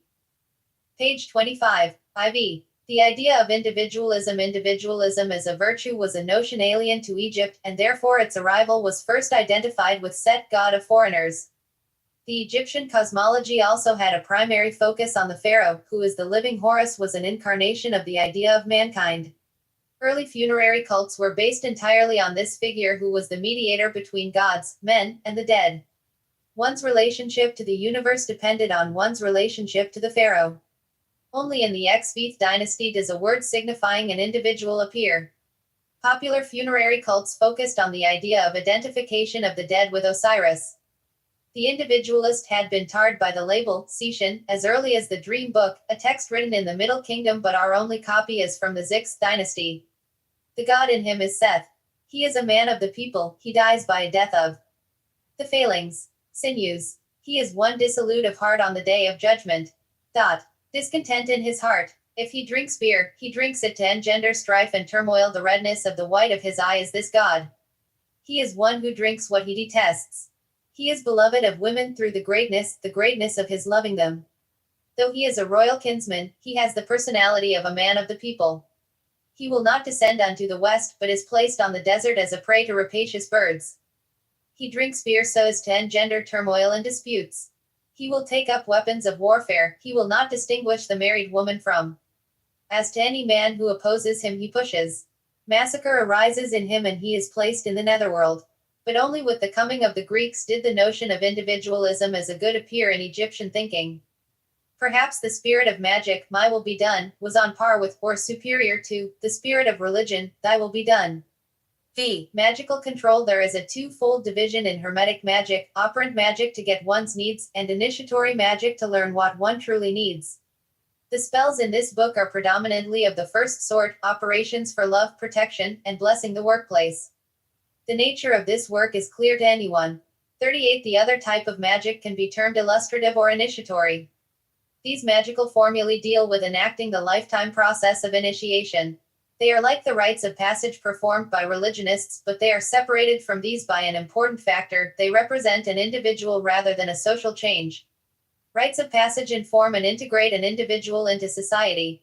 For example, a rite communicating passage into adulthood informs the society that the individual involved is now possessed of certain responsibilities and powers. An initiatory rite informs the psyche of the individual that he or she is now possessed of certain powers and responsibilities. Initiatory magic, when practiced by the individual, separates him or herself from the social matrix. Initiation does not occur within the magical chamber, but it is illustrated there. One does not enter into adulthood by, say, receiving one's high school diploma, but that action illustrates a variety of other processes which may have occurred. It's easy for the high school graduate to know that something has happened, the ritual being boosted by not only his cap and gown, but those of his peers, the music, the crowds, etc. The magician has ultimately only his or her will to provide the knowledge of the change. In short, to work magic that changes the self, the magician's will must be as strong in his or her subjective universe as the massed wills of others appear to be. Once this strength of will is obtained, magical control of one's life follows. As long as an individual is more strongly motivated by shame or fear or the desire for acceptance, he or she cannot practice magic of an initiatory nature.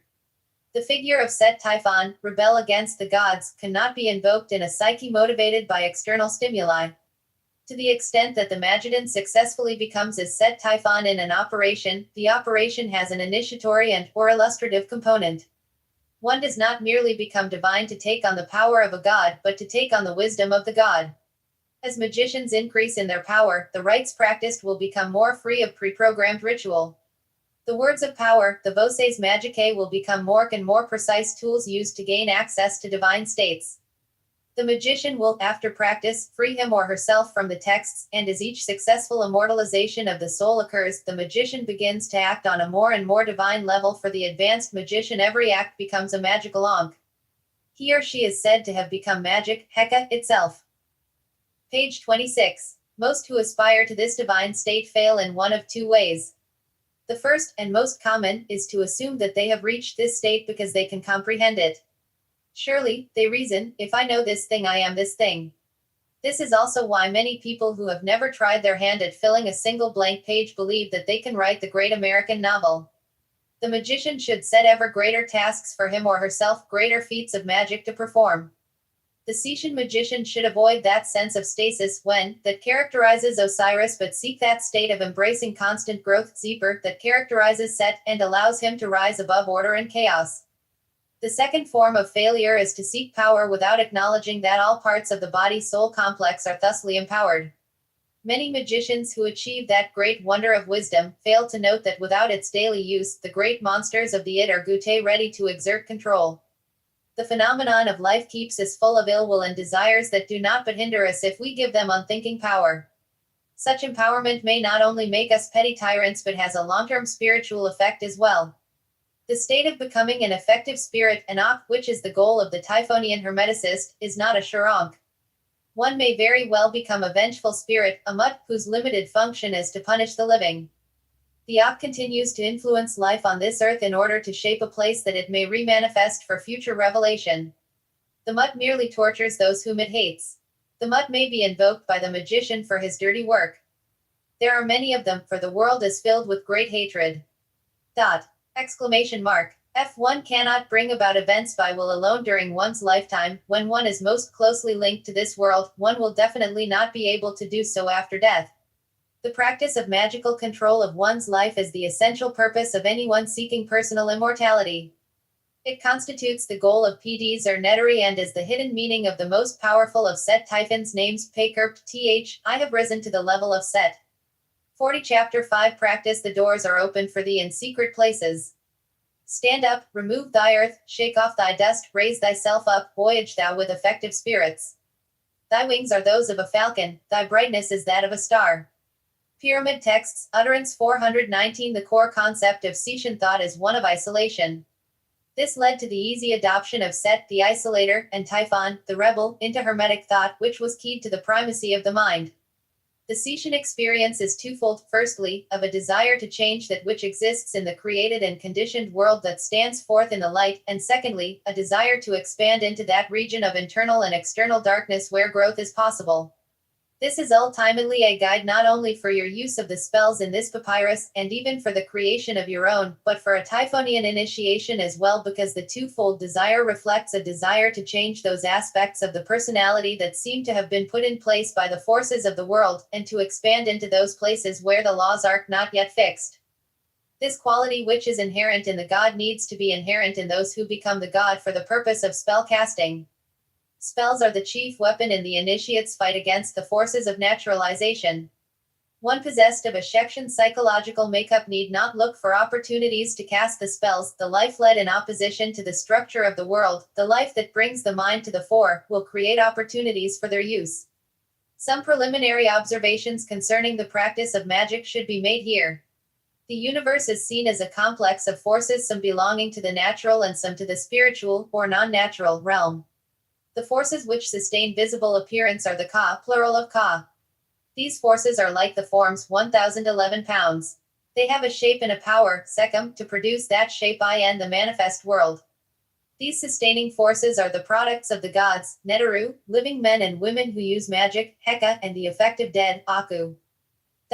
These forces tend to blend into a ruling unity, Maat, that reflects the sense of beauty of the creator.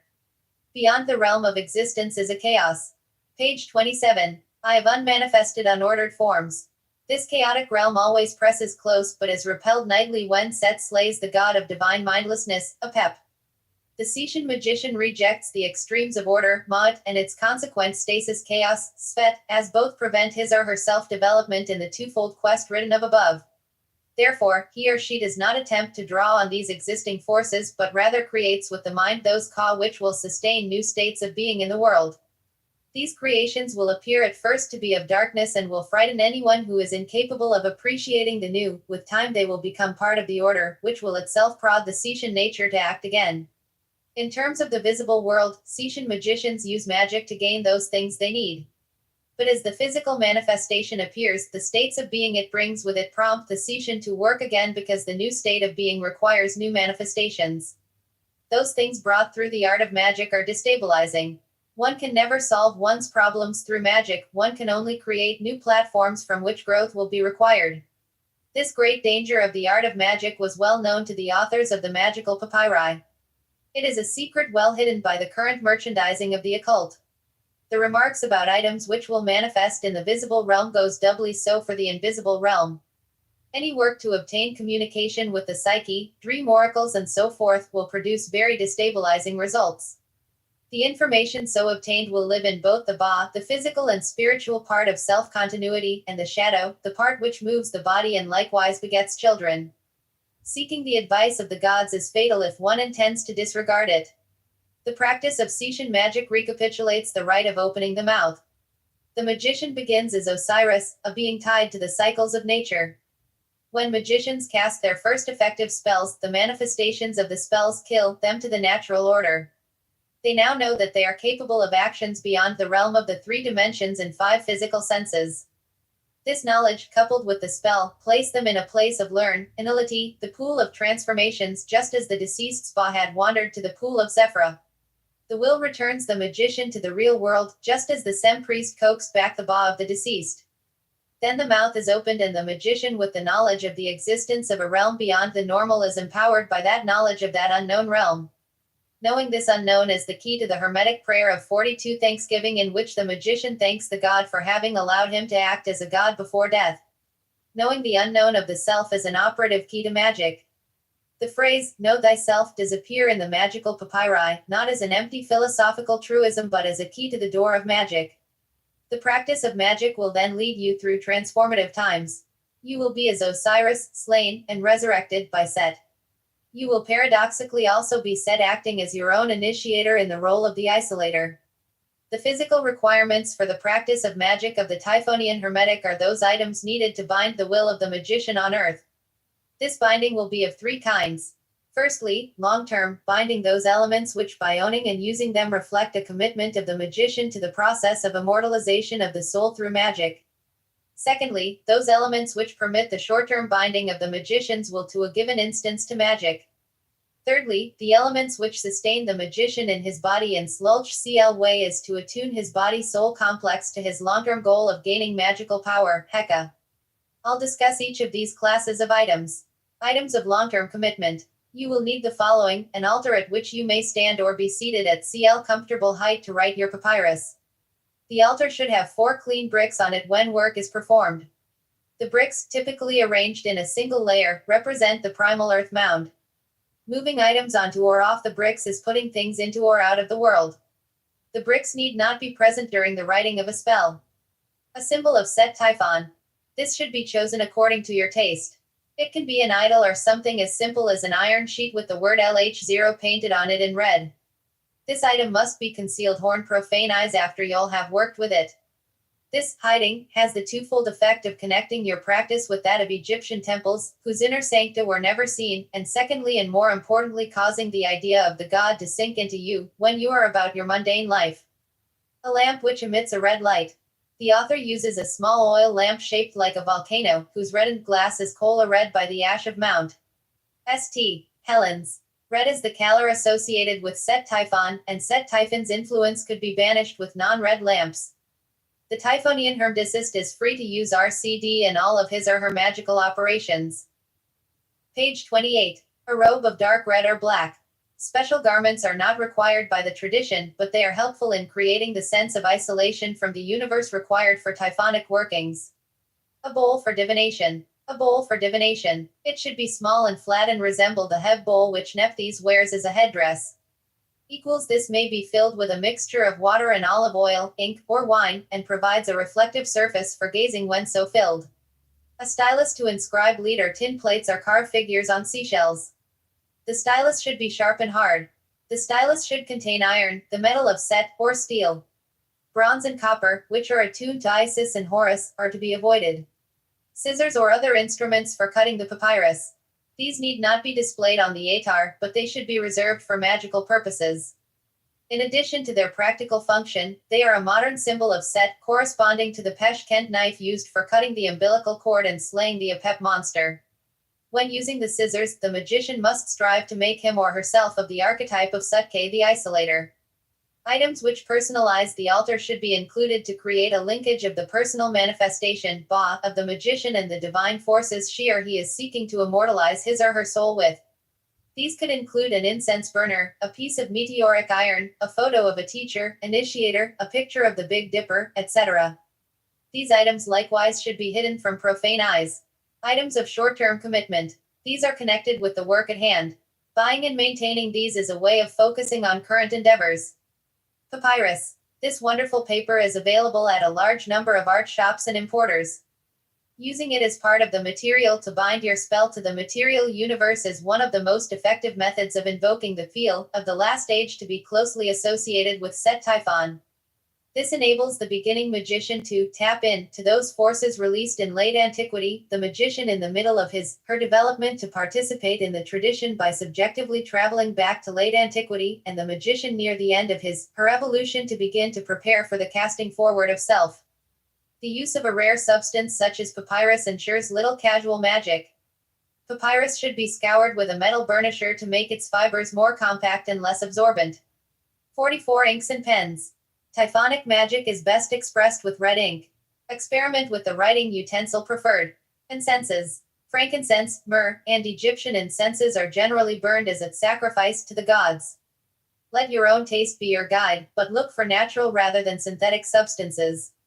Other writing materials such as lead, tin sheets, seashells, etc. As needed for the work at hand. The elements which sustain the magician. The processes and items suggested below are much more to be determined by the individual magician than those described above. They represent an attempt to recreate some of the psychological factors that the magician of late antiquity had. This is not an attempt to idolize or recreate that time. The postmodern Typhonian realizes that the ideas have grown stronger by their remanifestation.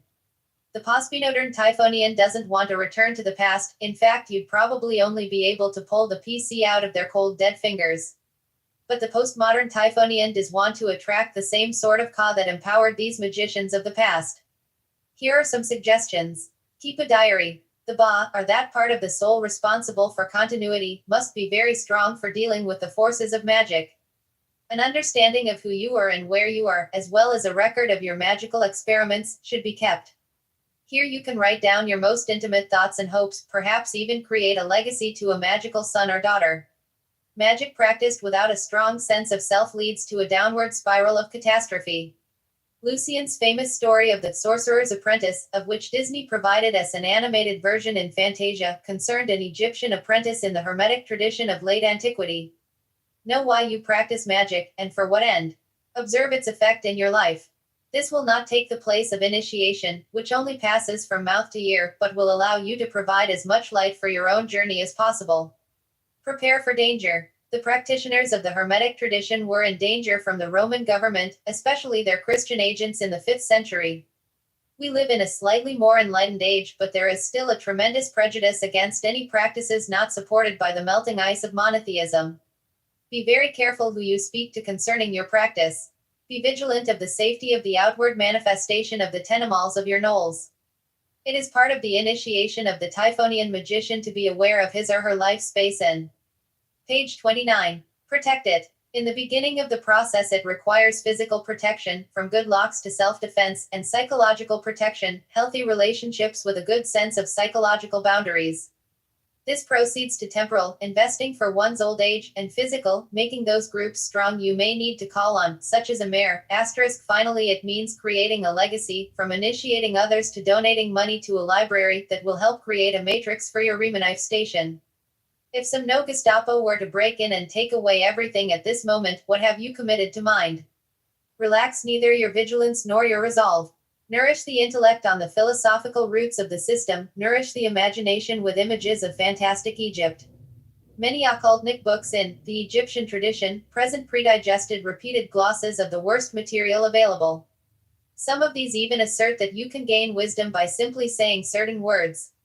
Real initiation seldom occurs during a rite. TT more frequently occurs at the most unusual moments. However, if you prepare your intellect with Plato, Plautus, Iamblichus, Porphyry, if your carry-along book is the Meditations of Marcus Aurelius, you will have a framework that will hold your gleaming gems of initiation in a rationally accessible system. Man doesn't live by philosophy alone. The rich inner life of day and night dreams to the most refined flights of aesthetic fancy are a needed part of the non-natural, spiritual, part of man. If you want the gate of the South to open to you, you should surround yourself with those objects that appeal to your sense of Egypt. Put your scholarly and critical skills aside for a moment and indulge in the most unlikely, but fun, Egyptoid video. Let these images fill your imagination. They are no more nor less real than the battering media hype of 1,000 coal ads. But these images sometimes provide a secret link to the form they represent, which the 1,000 colas won't. Observe festivals of Set Typhon and make pilgrimages. Now, most of you are objecting that your calendar doesn't come marked with such festivals. What use are festivals anyway? The festivals are times of rebirth. In the Egyptian language, the words for festival and turning come from the same root, heb. The Typhonian magician celebrates festivals for 3 reasons. 1. They separate him or her from the cultural matrix. Alliance for Magical and Earth Religions, p. O. Box 16551, Clayton, Mo 63105 46-2. They provide times for gathering one's resources, counting your blessings, and begin a radical course correction toward your goals. 3. They connect the magician with certain moods and energies of another time. Now the Egyptian calendars, both Sothic and civil, were inaccurate. Therefore it is fairly easy to find different lists of when the Egyptian date corresponds to the current date. For the magician, it is important to find a system pleasing to his/her sensibilities and stick with it. I prefer the translation of the Cairo calendar published by Bob Breyer in his Ancient Egyptian Magic, and my date for the birthday of Set comes from there. The Cairo calendar dates from the Zix XXTH, or Setian, dynasties. The word sacrifice which appears in the following is not a bloody sacrifice. The Hermeticist in general, and the Typhonian Hermeticist in particular, does not seek to broaden the gap between gods and men by such practices as sacrifice, prayer, or bended knee. The Hermeticist always seeks to cross that gap and act as a god. That sacrifices are signs of power, both for yourself. How's your magic working? Can you give more each year, and a way of unleashing forces on this earth that further your divine goals? I recommend 4 festivals for magicians attempting to associate themselves with, and to manipulate, the forces of the Typhonic tradition. The birthday of Set. July 29. Be sure you have a pleasant meal in the evening with friends and family. Give generously to those who most support you this day. The meal, if possible, should include foods sacred to Set: catfish, watermelon, some sort of endive or lettuce, pork. Sometime before midnight, go to your altar, place the symbol of Set Typhon on the 4 bricks, and say these words: 0 Set, son of Nui, great of strength, hope of all hearts is thy name. Protection is at the hands of thy holiness. I am thy son, daughter. The name of this day is Naktab, power of mind, or strength of purpose. I will rise in might to be like you. The festival of Bedora, August 24. Isidora is a Greek compound name meaning the gift of Tsis. Tsis is primarily the goddess of preservation through recreation. The last known hieroglyphic inscription was made on August 24, 394 C by a priest of Isis at the temple at Philae in Upper Egypt. Philae had been a well-known spot of Egyptian intellectual resistance during Ptolemaic times, and fittingly her temple was the last to fall under the ice of monotheism. On the day of the last inscription, we honor not only the priest, but that force of preservation which, page 30, has brought the treasures of magic from that eon to this. LSIS represents the force which kept the ideas of Egypt preserved through cultural nurturing. Set, as god of foreigners, is the principal force for ensuring those ideas exist outside of the cultural matrix of Egypt. This festival may be celebrated with anyone who has a special affinity for the culture of late antiquity. The festival should include a few words in honor of that priest and of Isis as goddess of the manifest. Toasts may be drunk to historical teachers, and the spirits of the noble dead should be invited to share food with you as a precursor to their return to earth. Words to be said: 0 Isis, great of magic, we accept thy gift and swear to raise it to a new standard of excellence. 0 Isis, great of magic, whom Agathos Daimon permitted to rule in the entire Black Land. Your name is Lulu Bathartharthart, Sibath Athernek, Sich Athernbuni T, Ikamochomath, LSIS Sothis Sout, Re, Bubastis, your libati Chamari Nibotos out, Rai T, Oa. In thy holy name I honor your lector priest. Like him I carry the scroll of festival. Let your holy magics protect this place. Let your priests be born among us. Let the wisdom of the Black Land overcome its enemies. It is traditional to make a monetary sacrifice to an institution of Egyptological scholarship on this day. The Festival of the Slaying of Osiris. October 16. On this day Osiris is entombed at Abydos. All the gods and goddesses who are fated to die, that is, all gods and goddesses save for Set, gather there to mourn. The Typhonian Hermeticist rejoices on this day, for it is the day of his or her triumph over the cycles of nature. The magician is advised to perform the traditional act of shattering a block of green faience which he has previously buried and mourned over. The fragments should be scattered in water. This reenactment of the slaying of Osiris by Set was used to obtain a scepter of Jam. 1. It is attested in the Book of the Dead, spell 12 SC. This is the first Black Mass in magical tradition. These words should be directed to the west. I am a Blaneth and Alba, the griffin who holds Osiris in his hand. I am the forepart of a lion. I am a leopard's tooth. I am Abrioth the Larphoto Stth, ruler of the kingdom of the gods, whose first thought did create and destroy the gods after my manner of coming into being. Thou dead one Eroseronifers, former ruler of the world. I look upon thee and I know I am deathless. I look upon thee and I know that I 48 will have victory over your minions. I look upon thee and send my weaknesses into your body to be buried by the safe name Mirasu. This is done. I hail the powerful Daimon born this day, reflection of the first thought. Hail, Daimon of this day. Turn to the north and wait for a breeze from that direction to blow over you, then say, my father purifies me and I vow to overcome stasis. I choose leper over when. My father gives me the scepter of the future, Jam, giver of winds is its name. When performing outdoor rites, Yol should exercise caution in a non-friendly world. March 22. Cairo calendar urges that the name of Set not be spoken on this day lest it bring the disruptive energies of Set into one's household. The way of Shtatu is the science of making the unknown known, and the object of the knowing has a transformative effect on the subjective universe of the magician. If you know that you have invoked the forces of Set typhonic energies into your home, you will find them stimulating. Their very presence in your lair will cause it to be a place of physical and mental energy and will empower your work of seeking after the eternally unmanifest. This festival should be as loud an invocation of the names of Set Typhon as is practical, different volume levels for the apartment dweller than the homeowner. A monetary sacrifice should be made to a force that destabilizes the world in a positive way today. Words to be said: I call thee, Set Typhon, Baal, Ash, Teshub, Set of Dalk, Set of Karga, Set of Ombos, Set of Oxyrinchus, Kolchoi Tontanon Set, Lord of Poemex Freerigex, Beptu, Powerful Typhon Kolchlo Pontanon Set Sachauche at 10 Bolchos, Th 10 Erp, Th Nuthi Iaoea. 10 SPHT. 10 Abrath, Set Kreps, the Thunderer. Come from your seat behind the thigh of the bull. Come from Sethius where grace and word are joined. I am your son, daughter born of the seed of your mouth, born of your blood spilled in battle. Dwell here in this place which reflects the temple of my mind. Dwell here and send forth your images and dreams.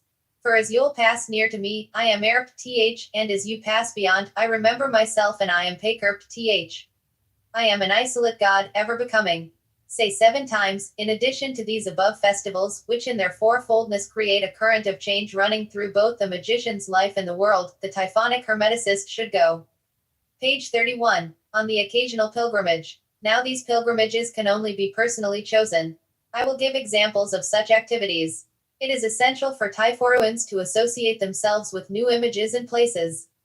Stasis is the way of Osiris, and shunned by the magician seeking power in this world and knowledge of the next. Here's an example of a pilgrimage. You visit the City of London. You perform a 4-day rite. On the first day you visit the British Museum. You wander through the Egyptian gallery, the Greek rooms, whatever catches your fancy. You're awake and on the lookout for Shta-2 to manifest. When you've found whatever speaks to you, you silently interact with it as long as needed. On the second day you synthesize in your own mind the relationship between the mysterious object and your own life. On the third day you perform a rite of your own invention in which you enact the synthesis. On the fourth day you perform a rite of your own design, casting your synthesis out into the world to join the stream of typhonic revitalization, and you command your synthesis to return to you as a lever when you need it most. Until then, let it create dreams and move the minds of others, or war against the Zeus, the personification of the stultifying norms of society. Frame rites to perform the spells given in Chapter 6 of this book. You will need a ritual framework.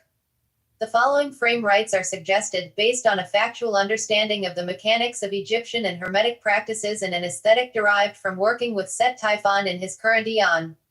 You will wish to personalize these as your own. Research and practice will inform you in what needs to be done. If you have selected a spell, you will need to have assembled the material components for the spell ahead of time. Postmodern magicians do not under any circumstances do any action that harms an animal.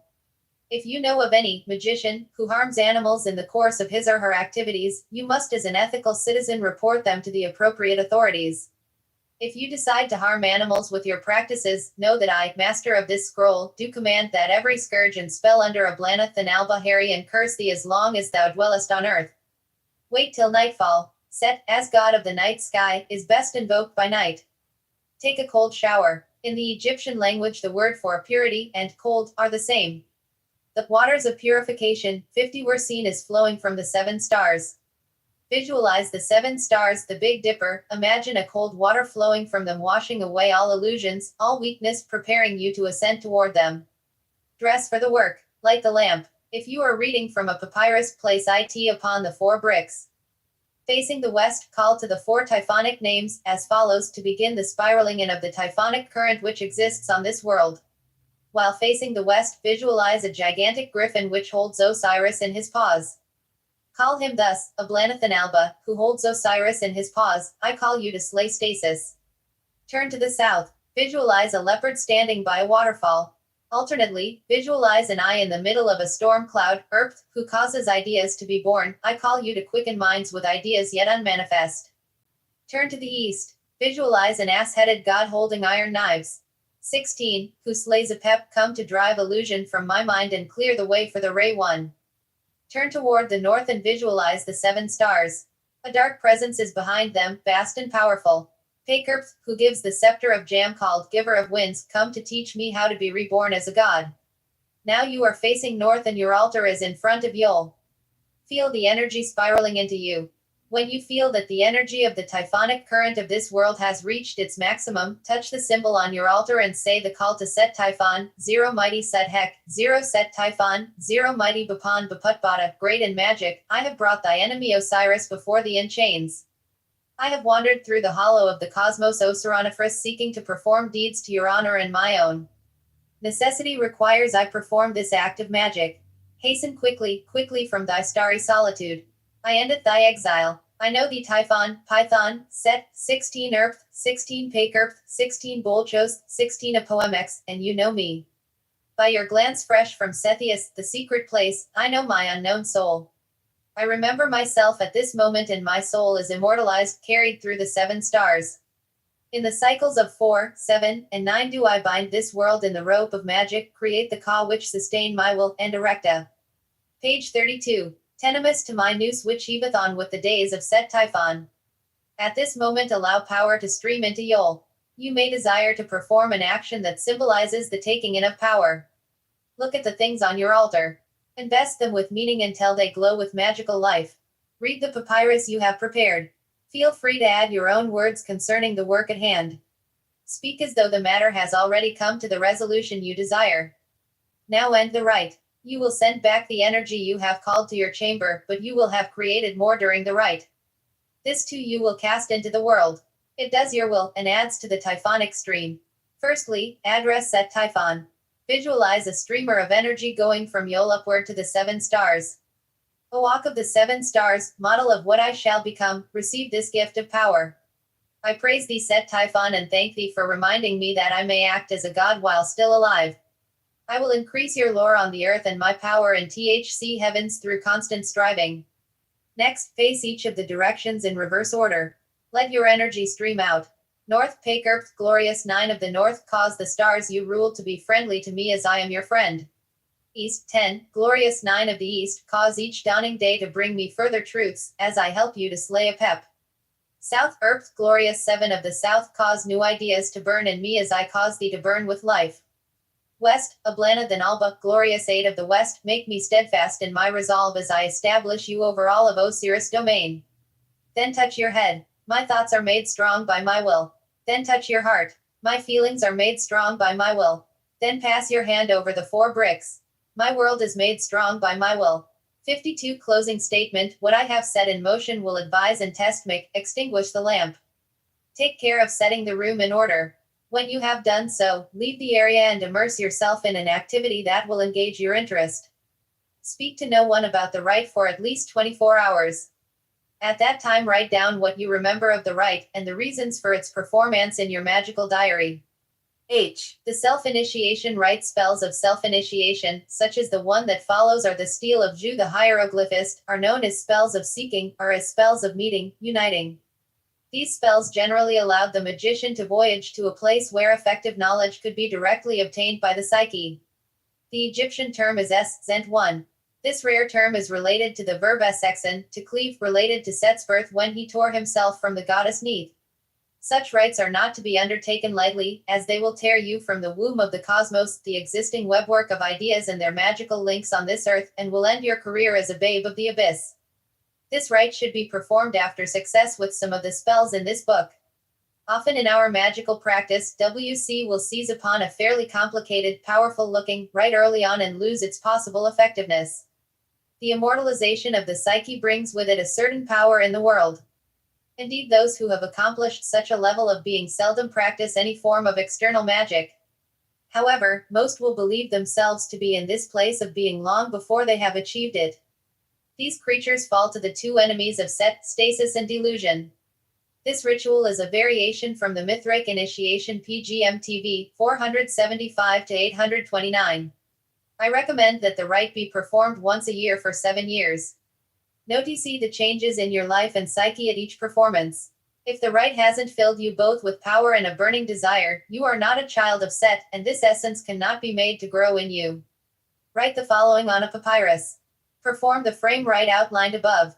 Fill your censer with bryony, if available. Its acidic smell aids in cutting illusion.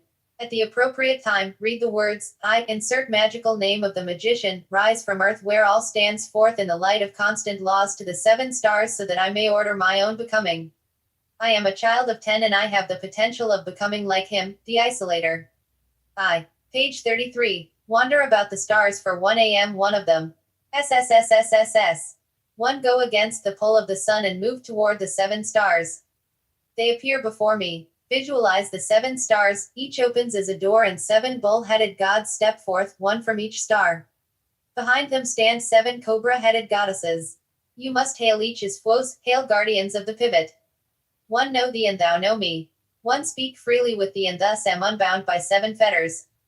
When 1 return to earth, 1 will have power greater than you who order the cycles of life and death. Hail to the first Ioranthe. Hail to the second Merchimeros. Hail to the third Acrichlor. Hail to the fourth Masargil II. Hail to the fifth Chl Crolitho. Hail to the sixth Thermicthathops. Hail to the seventh Eorisio. 0 Montu, lords of the pole, you are the masks of Set in his exile. I need not speak to thee, for I am as one with Setef. The lords of the pole will vanish, but they will not forget you. They will appear to you as trials and tests on the world, but you will vanquish them in the end, their friction freeing you from internal fetters. Now you must address the 7 cobra-headed goddesses. They will each bless you with a golden wand. Hail to the first Crepsanthus. Hail to the second Menish S. Hail to the third Mecrin. Hail to the 4th Aramak S. Hail to the 5th Akami. Hail to the 6th Tiknanda S. Hail to the 7th Aro Rambri S. I know that you Hathors have guarded the secret tradition until its rebirth. 1 a.m. reborn with its knowledge and send you to others with my blessings. The goddesses vanish, but they will remember your blessings and return to you at the most unlikely times with the gift of good advice. Now you must prepare yourself to meet Set. A darkness will form behind the stars and step forth as you speak. 0 Mighty Lord, thou have been the Holy Headless One, at Abrath Basim Isak Sabot Iao, thou hast been at the Lebers Th Abrasax, thou hast been a Blanathonabla Herb Th 10 Pakerb Th Bolchos Th 54, thou hast been Satan and Mastemeth, thou hast been Ogo and Ninazu, thou hast been Rudra and the Elder Magician, thou hast been Iowas and Tezcatlipoca, thou hast been Epidamac and Leviathan, thou hast been Belial and Tishbak, thou hast been the creator of Oaeans, thou art now Set, the mighty one who possesses the immortal fire. Speak to me, your son I daughter who comes from earth. Speak now to Set in your own words and he will speak to you. Say the following spell, my father Typhon Kolchoi Tantanon Set, give me the scepter called Giver of Winds. Set presents thee with a jam scepter, hold it in your right hand, my father Typhon Kolchoi Tantanon Set, give me the Ankh of Reflection. Set presents it. Hold the Ankh in your left hand, allow me to swallow your wisdom so that one may remember it as my own. Fire flies out of Set's mouth and into yours. You will swallow it and Set returns behind the 7 stars. The God in my heart was Zephyr and one saw infinite space. The God in my heart was Maud and one saw beauty. The God in my heart was Shaddai and I saw yesterday tomorrow. The God in my heart was Jeb and one saw the place to erect my temple. The God in my heart was Nui and I saw how to create a world. The God in my heart was Osiris and I saw how to sink within and gather strength. The God in my heart was Set and I saw how to preserve the force of mind. The God in my heart was one Sis and I saw how to reshape in accordance with all my secrets. The God in my heart was Nephthys and I learned how to create time. Ar looked down upon the whole of the earth and her secrets open to me. Every spell and scourge is obedient to me. I am Kata tu Ausiri. 1 a.m. Abaramethoo. One will return to this secret region as a Bennu bird. Now visualize your return to Earth, to your continent, nation, city, home, body. For a moment think of all that you must do, of the challenges in your life, then say the following, I have equipped myself like Set great in magic, who passes now through the whole of the world. Nothing is lacking in me, nothing ceases that I put in motion. I am more glorious, more powerful than the gods of the 2 lands. I have cleaved the night and 1 a.m. reborn. 1 a.m. equipped like Set who mightily broke forth. Page 34. Chapter 6 Spells I. Greek spells a spell for the workshop, including the recipe for Typhonian ink PGM She. 96 to 106 Himerios recipes, drawing made with Typhonian ink, a fiery red poppy, juice from an artichoke, seed of the Egyptian acacia, red typhon zoker, unslaked quicklime, wormwood with a single stem, gum, rainwater. To do well at the workshop, on the egg of a male bird write and then bury the egg near the threshold where you'll live. Churts, FL, which is chore by Sanachar Soam if spill SP. Gaknepel Slitho if Nusi, you are the sacred egg from birth, which is Selbius Bath Ni Flatoao Taotaoya Fleathouth Iao Soleta Thea Foxenberho TTT ill. The oration concerning the egg, great God, give favor, business to me and to this place where the egg lies, in the halls I do my business, Selepal Theof and good Daimon, send to this place every business and good daily profit. You are my work. You are the great Amon, who dwells in heaven. Come, help me. Notes, Churus is a Greek form of teeper. The egg of a male bird is a pottery egg, which symbolizes Pateltiel becoming locked in craft. The egg is a symbol of the unnamed God within. The ingredients of the ink provide several clues to Set Typhon's nature. Spell for obtaining luck from Set PGM TV. 154 to 285. Nephotes to Samatikos, immortal king of Egypt. Greetings. Since the great God has appointed you immortal king and nature has made you the best wise man, I too, with a desire to show you the industry in Mick, have sent you this magical procedure which, with complete ease, produces a holy power. And after you have tested it, you too will be amazed at the miraculous nature. Page 35. This magical operation. You will observe through bold divination on whatever day or night you want, in whatever place you want, beholding the God in the water and hearing a voice from the God which speaks in verses in answer to whatever you want. You will attain both the ruler of the universe and whatever you command, and he will speak on other matters which you ask about. You will succeed by inquiring in this way. First, attach yourself to Helios in this manner. At whatever sunrise you want, go up to the highest part of the house and spread a pure linen garment on the floor. Do this with a mystagogue. But as for you, crown yourself with dark ivy while the sun is in mid-heaven, at the 5th hour, and while looking upward lie down naked on the linen and order your eyes to be completely covered with a black band. Unwrap yourself like a corpse, close your eyes and, keeping your direction toward the sun, begin these words. Prayer, 0 Mighty Typhon, ruler of the realm above and master, God of gods, 0 Lord of Baramento, see note below, O darks disturber, thunders bringer, whirlwind, night flasher, breather forth of hot and cold, shaker of rocks, wall trembler, boiler of the waves, disturber of the sea's great depth, 10 Erbo Taui many, I'm he who searched with you the whole world and found great Osiris, whom I brought you chained. I'm he who joined you in war against the gods. I'm she who closed heaven's double gates and put to sleep the serpent which must not be seen, who stopped the seas, the streams, the river currents wherein you rule this realm. And as your soldier I have been conquered by the gods, I have been thrown face down because of empty wrath. But in my wrath I conquered the gods within, and have awakened for a season. Rise up that we may work our will together on this earth. Emane bar other Thorabinamea, O grant me power, I beg, and give to me this favor, so that, whence I tell one of the gods to come, he is seen coming swiftly to me in answer to my chants, nain bossan apte to eep to men 6 fasmi pap to menefaceim trau apti pukra traara tomaf marian chauchaf apta morsa 58 arame iao atia thoraui menoker boro tometh at taui many charchera tumel elapsa traui trawesps mamo fortucha aeo 10 yoe 6 aeaei 61 iao ae 6. After you have said this 3 times, there will be this sign of divine encounter, but you, armed by having this magical soul, be not alarmed. For a sea falcon flies down and strikes you on the body with its wings, signifying this, that you should arise. But as for you, rise up and clothe yourself with white garments and burn on an earthen censer uncut incense in grains while saying this, I have been attached to your holy form. I have been given power by your holy name. I have acquired your emanation of the gods, Lord God of gods, Master, Daimon. At Tawan Thauthui Tawantila 6 Aptido. Having done this, return as Lord of a godlike nature which is accomplished through this divine encounter. Inquiry of bold divination and necromancy. Whenever you want to inquire about matters, take a bronze vessel, either a bowl or saucer, whatever kind you'll wish. Pour water, rainwater if you are calling upon heavenly gods, sea water if gods of the earth, river water if Osiris or Serapis, spring water if the dead. Holding the vessel on your knees, pour out green olive oil, bend over the vessel and speak the prescribed spell.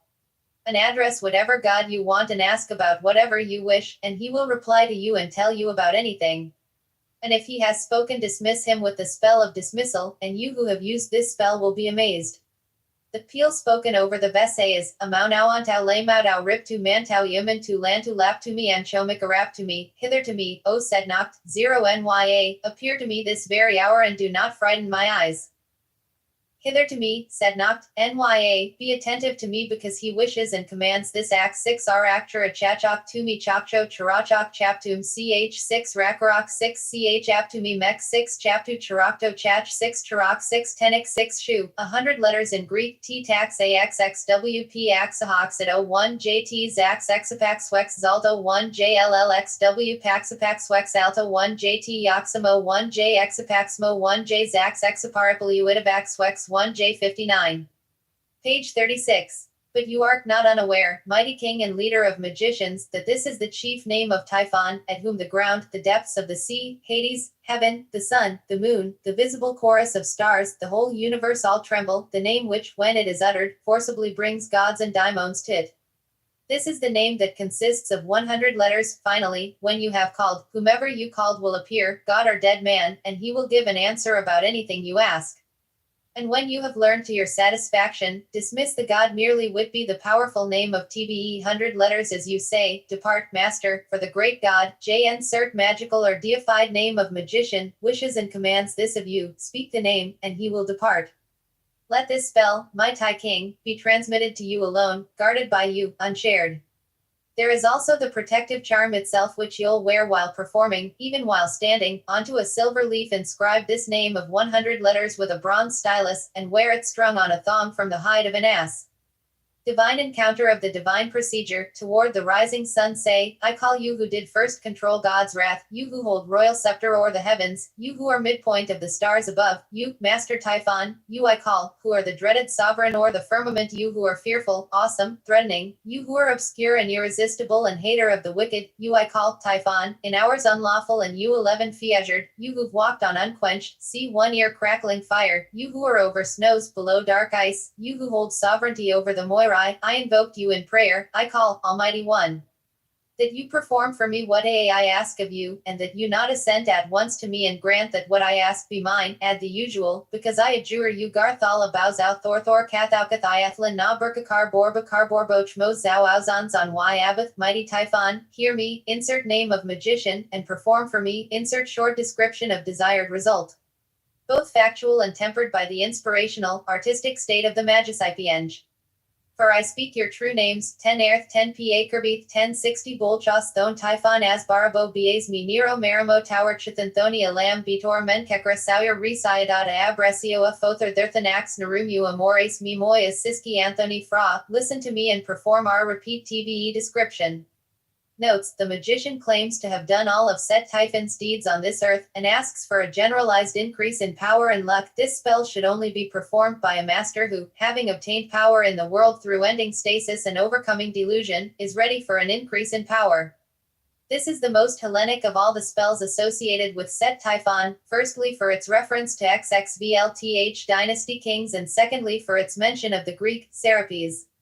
The Aberraman formula is a long palindrome with a alpha on each end. Like all such, it pulls the dynamic emotional memories of the magician and pits them against the static unfeeling present. It is related to the Ablanathan alba formula, but it is hinged on n equals Scorpio, rather than th equals Ether. See Flowers' Hermetic Magic for deciphering such formulas. It is a name of Tothan Montu. The formula is Aberamenithuathlurthixan Axathrothuathena Mariba Arc spell for general empowerment PGMIV 1331-89 powerful spell of the bear which accomplishes anything. Have your herbalist compound an oil that is strongly musky and fiery, preferably with Egyptian cumin. Offer some of the oil to the bear goddess who rules the 7 stars by pouring a small amount on the ground while looking at Ursa Major, saying, IJ Arct is your name. Judgment is your name. Fierce is your nature. You are as a lioness protecting her whelps. In essence, I am the same. After you have made this offering, create a cord of black and red yarn to wrap around your head. As you play the strands together, think of tying in the vitality of a black bull, the stubbornness of a black ass, and the persistence of a she-goat. Place the cord around your head. If you are a man, place a second cord around your phallus as well. Anoint all of your body with the oil, especially your lips. Face the north and say the following words, but freely add anything that comes of your own inspiration. Page 37. I call upon you, holy, very powerful, very glorious, very strong, holy autochthons, assistants of the great God, the powerful chief daimons, you who are inhabitants of chaos, of Erebos, of the abyss, of the depth, of earth, dwelling in the recesses of heaven, lurking in the nooks and crannies of houses, shrouded in dark clouds, watchers of things not to be seen, leaders of those in the underworld, administrators of the infinite, wielding power over earth, earth shakers, foundation layers, servants in the chasm, shudderful fighters, fearful ministers, turning the spindle, freezing snow and rain, air transversers, causing some _mer heat, wind bringers, lords of fate, inhabitants of dark Erebos, bringers of compulsion, sending flames of fire, bringing snow and dew, wind releasers, disturbers of the deep, treaders on the calm sea, mighty in courage, grievers of the heart, powerful potentates, cliff walkers, adverse daimons, iron-hearted, wild-tempered, unruly, guarding Tartaros, misleading fate, all-seeing, all-hearing, all-subjecting, heaven walkers, spirit givers, jiving simply, heaven shakers, gladdening the heart, those who join together death, revealers of angels, punishers of mortals, sunless RCV calciars, rulers of daimons, air transversers, almighty, holy, unconquerable. 16th Hour 6th Basim Esoc Saba 6th Thea 6 Eac 6 P Manera Scortori Mortro Mefrala 3 do, insert sport description of desired result. Both factual and tempered by the inspirational artistic state of the magician. Then write on a piece of papyrus the 100-lettered name of Typhon, curved as a star, and bind it in the middle of the core with the letters showing. This is the name, Act 6R Actor Achachachpitumi Chapcho Charachak Chaptum Chorus CH6 CH Aptumim CH6 Chaptu Charakto Chakcho Chara Chach Tenachakio. Note, this is the shape of the star I-4 taken from the masons' marks of Setian work crews who built the tomb of Seti I. In Greek, Axrop Axahox 1/12 Zaxro Exapaxrox Zam, O1 Lilt Exropa Xrox A1 TTO 1 L Eltelch Xroxum, O1 L Exapaxum, O1 L Zaxro Zappa Xrox 1 TD Vaxrox O1 L 62 right of the headless one, according to Ju PGMB. 96 to 172. To prepare for tea is right. Write the following words on a strip of clean papyrus with the beneficial sign on each side of the words pointing leftward. This is the sign. These are the words. Athabreth Basim Isak Sabot Iao. Wrap the strip around your head from temple to temple. Face th, north, and visually the strip is a serpent swallowing its own tail. As you say the 6 names, imagine your mind growing outward to the limit of consciousness, the universe. When the serpent around your head is the same size as the universe, say the following: subject to me all daimons, so that they obey me, whether they are of the mind, or the fates of heaven, or the air, or the earth, or beneath the earth. I am seeing the absolute, and henceforth every spell and scourge will work my will. 1. Summon you, headless one, who created earth and heaven, WBO created night and day, you who created light and darkness, you are Osironifrus whom none has ever seen, Yol or Iabaz, Yol Arklapos, you have distinguished the just and the unjust, you have made female and male, you have revealed seed and fruits, you have made men love each other and hate each other. I am Moses your prophet, to whom you have transmitted your mysteries celebrated by Israel, you have revealed the moist and the dry and all nourishment, hear me. I am the messenger of Pharaoh Osironifrus, I will speak your true name which has been transmitted to the prophets of Israel. Hear me, Arbeth au Reef Bet Athalebers Thera Bleth al Bueben Fi Cheetahscov FBA 6th IAO, listen to me and turn away that which is moved to appear against me. Page 38. I call upon you, awesome and invisible God with an empty spirit, Arogogorobral greater than Sosho Madoral greater than Philarchal greater than OOO. Holy Headless One, deliver me, insert magical name of magician, from the daimon which restrains me, Rubriel greater than Mar. L greater than Dam Bobnabal greater than THSADL greater than Niafneel greater than Idil greater than LTH Abrasax L greater than Y, Mighty Headless One, deliver me, NN, from the daimon which restrains me. Mabarel greater than 10 L Coda Thor Ball greater than Abril greater than TH, deliver me, insert magical name of magician, Al greater than TH Abril greater than TH Basim Isak Sable greater than TH Lal greater than. He is the Lord of the gods, he is the Lord of the inhabited world, he is the one whom the winds fear, he is the one who made all things by the command of his voice. Lord, King, Master, Helper, preserve in me my illuminated knowledge. IEOUPYRUPYRIL greater than TEL greater than 100 U Abrasax Sabrime OOYYUYOOYYADL greater than I. Quickly, good messenger of God Anlala Lai Gala Appa Delachana Choran. I am the headless daimon with my sight and my feet. I am the mighty one who speaks the word of the immortal fire. I am the act of revealing truth who hates the fact that unjust deeds are done in the world. I am the one who makes the lightning flash and speaks its name in the thunder rue. I am the one whose sweat falls upon the earth as rain so that it can inseminate it. I am the one whose mouth burns completely. I am the one who begets and destroys. I am the favor of the Ioni. My name is a heart encircled by a serpent. Great is my might, greater still my might through you. Notes, this complex rite combines Greek, Hebrew, and Egyptian ideas. The petitioner begins by invoking the god, then becoming the god. From the god he receives a nomos, a divine law which the earth will be bound into fulfilling as soon as the magician can articulate the law. This rite is based on ideas of Moses as divine lawgiver and prophet as presented in the great Hebrew Platonic Stoic synthesis of Philo of Alexandria's Vita Moses.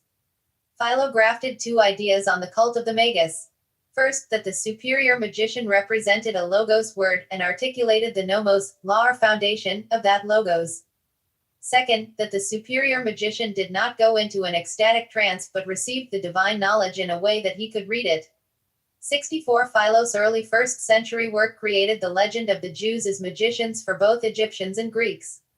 For an in-depth study of the Vita Moses, see Arcana Mundi, Prophecy and Divination in the Vita Moses of Philo of Alexandria, in the Ancient World Mystery Cults in Late Antiquity, Volume XXVI, Num.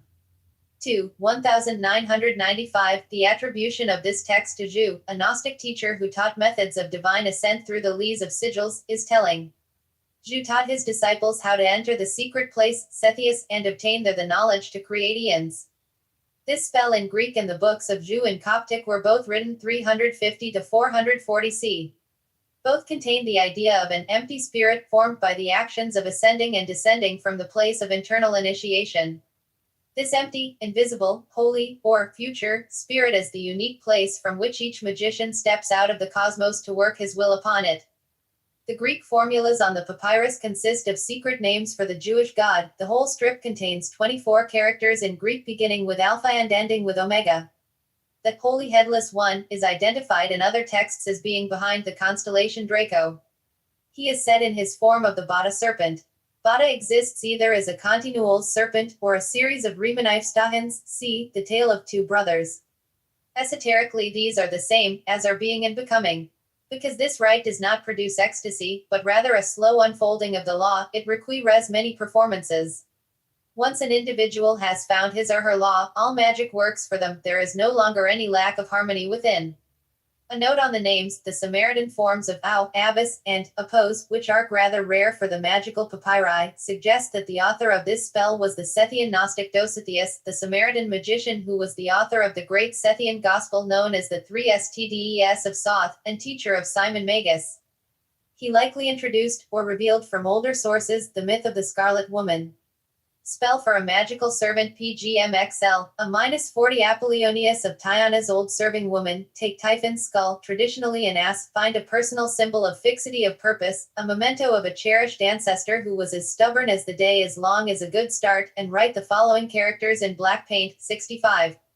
Page 39. Sabera. Then, going to a suitable place, by a river, the sea, or at the fork of a road, in the middle of the night put that skull on the ground, place it under your left foot, and speak as follows. The formula: Erithia Merip Gurgaro Ch Thera and Naparusheth Lyrafia G Gethira Lalan Gugog Ambracha Bithebel Marathea Empruche Bhl Etherawa Path Akorila Morthira Fechiro Osrj Foira Amerifra Ph. Oath Ra Gargargio Tithama Raps Shire Oral. Come, appear, Zero goddess called the mistress of the house. After you say this, you will behold sitting on an ass a woman of extraordinary loveliness, possessing a heavenly beauty, indescribably fair and youthful. As soon as you'll see her, make obeisance and say, I thank you, lady, for appearing to me. Judge me worthy of you. May your majesty be well disposed to me, and accomplish whatever task I impose on you. The goddess will reply to you, what do you have in mind? You say, I have need of you for domestic service. At that, she will get off the ass, shed her beauty, and will be an old woman. And the old woman will say to you, I will serve and attend you. After she tells you this, the goddess will again put on her own beauty, which she had just taken off, and she will ask to be released. But you say to the goddess, no, lady. I will use you until I get her. As soon as the goddess hears this, she will go up to the old lady, and will take her molar tooth and a tooth from the ass and give both to you, and after that it will be impossible for the old woman to leave you, unless perhaps you want to release her. From that time forth, you will receive a bounty of great benefits, for everything that your soul desires will be accomplished by her. She will guard all your possessions and in particular will find out for you whatever anyone is thinking about you. Indeed, she will tell you everything and will never desert you, such is her store of goodwill toward you. But if ever you wish, there is a way to release her, but never do this. Take her tooth and the ass's tooth, make a bonfire, and throw them into the fire, and with a shriek the old woman will flee without a trace. Do not be prone to release her, since it will be impossible for you to replace her. 66. But do release the goddess, when you are slyer that the old woman will serve you, by speaking as follows, Menerfurfi Pratra El Oriem Lichar and Chira. When the old woman hears this, the goddess will mount the ass and depart. The phylactery to be used throughout the rite, the skull of the ass. Again, visualize this, fasten the ass's tooth with silver and the old lady's tooth with gold, and wear them always, for if you do this, it will be impossible for the old woman to leave you. The rite has been tested. Note, mistress of the house, Nephthys. Of course, this spell is not about materializing some servant in the objective universe, but of causing some aspects of your human software to become automatically supportive of your higher goals. Spell for causing a breakup PDM She. 365 to 75 charm for causing separation, on a pot for smoked fish inscribe a spell with a bronze stylus and recite it afterwards and put it where they, your victims, are, where they usually return, repeating at the same time this spell, I call upon you, God, you who are in the empty air, you who are terrible, invisible, and great, you who afflict the earth and shake the universe, you who love disturbances and hate stability and scatter the clouds from one another, I kubi I 10 herb th 10 paker th 10 bolchos th Bazduma Popeth Nax a Pops Ozazro Adif That Brauioth Tabra Barrera Aro Bretha Bolchos Th Cockaloictal Rambleth Nips give to him, insert name of male target, the son of her, linsert name of male target's mother, strife, war, and to him, I insert name of male target, the son of her, linsert name of male target's mother, odiousness, enmity, just as Typhon and Osiris had, but if it is a husband and wife, just as Typhon and Isis had. Strong Typhon, very powerful one, perform your mighty acts. Notes, fish are sacred to Typhon, any culturally taboo object will do. Likewise, ink may replace the bronze stylus, in all matters, let your common sense of cultural signs guide you. Page 40. Another spell of separation PDM She. 62 to 75 PGM She. 449 to 52 J take a piece of pottery. Write the names of the two people you want to separate on it. Break the shard in 2 pieces. Say the spell below. Bury the pieces in the road in front of the target's home. Bury one to the right and one to the left. If you wish, write the names on parchment and tear it into 2 pieces. Formula, brag grab brag hosperthnax brianth. GH basfithoiathrif paddlenagapop CIO Beth 10 bolgos TH 10 pagerbeath, separate finsert name of male target born of, insert name of male target's mother, from, insert name of femahe target born of linsert name of female target's mother. After repeating the formula twice, draw this figure, LOERBTTH Bolchosethosisro, separate, insert name of male target born of, insert name of Maj Tan, Etzmotber, from HNSED name of female target born of, insert name of female target's Motber. And you say this name to it again, 7 times. Bury the shard where they will walk over it. Note the alternative spelling of the names, this represents another attempt to take verbal formulas and write them down. The written word was the key to survival and transmission of knowledge. Notice the alternative spellings of Pagerl 3 eat. 68 a third spell of separation PDM She. 50 to 61 PGM She. 445 to 48 J take a sheet of papyrus and write the spell below on it. Wrap something foul inside, crocodile dung if you have it handy, but anything nasty will do. After you have said the spell over it, hide it near the target's doorway. Here are the names to be written on it and you recite them over it also, 7 times, Io or Beth 10 Seth 10 Bolgo Seth 10 Pager Beth 10 Paddlenags Leaming, Re-Io Ozazro 10 Glontopes, separate, insert name of male target born of, insert name of male target's mother, from linsert name of female target I born of, insert name of female targos Motberge. It is needful for the great workings of my being that they separate. Separate Isis from Typhon, may they become as repelling magnets freeing her, him, for my attraction. Note, any spell of separation may be used to remove a person from a group, corporation, etc. If you find that you make frequent use of this sort of sorcery, your life probably isn't under control. Request for a Dream Oracle PGMV. 359 to 369 take a strip of clean linen and write on it the following name. Ron it up to make a wick, pour pure olive oil over it and light it. The formula to be written is this, Harmiath Lalem Kuach Arsenifra for Tutha Harchantekta. In the evening then, when you are about to go to sleep, being pure in every respect, do this, go to the lamp, say 7 times the following formula, extinguish the lamp and go to sleep. The formula to be spoken is as follows, Sakmun P. Malgortrinch, the one who shakes, who thunders, who has swallowed the serpent, surrounds the moon, and hour by hour raises the disk of the sun, Shethetnoni, is your name. I ask you, Lord of the gods, Seth Kreps, reveal to me concerning the things I wish. Note, take good care of your diet and exercise for a week before this spell. Sleep alone and have writing or recording instruments nearby to record your vision. Such visions may be hard to interpret and will tend to serve you our long-term goas, which you may not have rationally discovered yet. Page 41. Spell to cause insomnia PGMV. 652 to 60 say this spell over red ink. You are the essence of the goat of Mendes. Ever awake, ever vigilant. Hypnos F1 sees from you. You are as alert as re. Use the consecrated ink to write the following words on the right wing of a paper figure of a bat. Bor for forba for farba for bor forba forba bafalto forba for barba. Write these words on the left wing. For forba bor forba bor for baber bor borba for forba. Likewise, add the usual as you want. Note, if you wish to use the spell offensively, visualize the bat flying to your victim and attaching itself to his or her face. If you wish to use the spell to keep yourself awake, simply state aloud the reasons you need to be awake for your goals of self-development.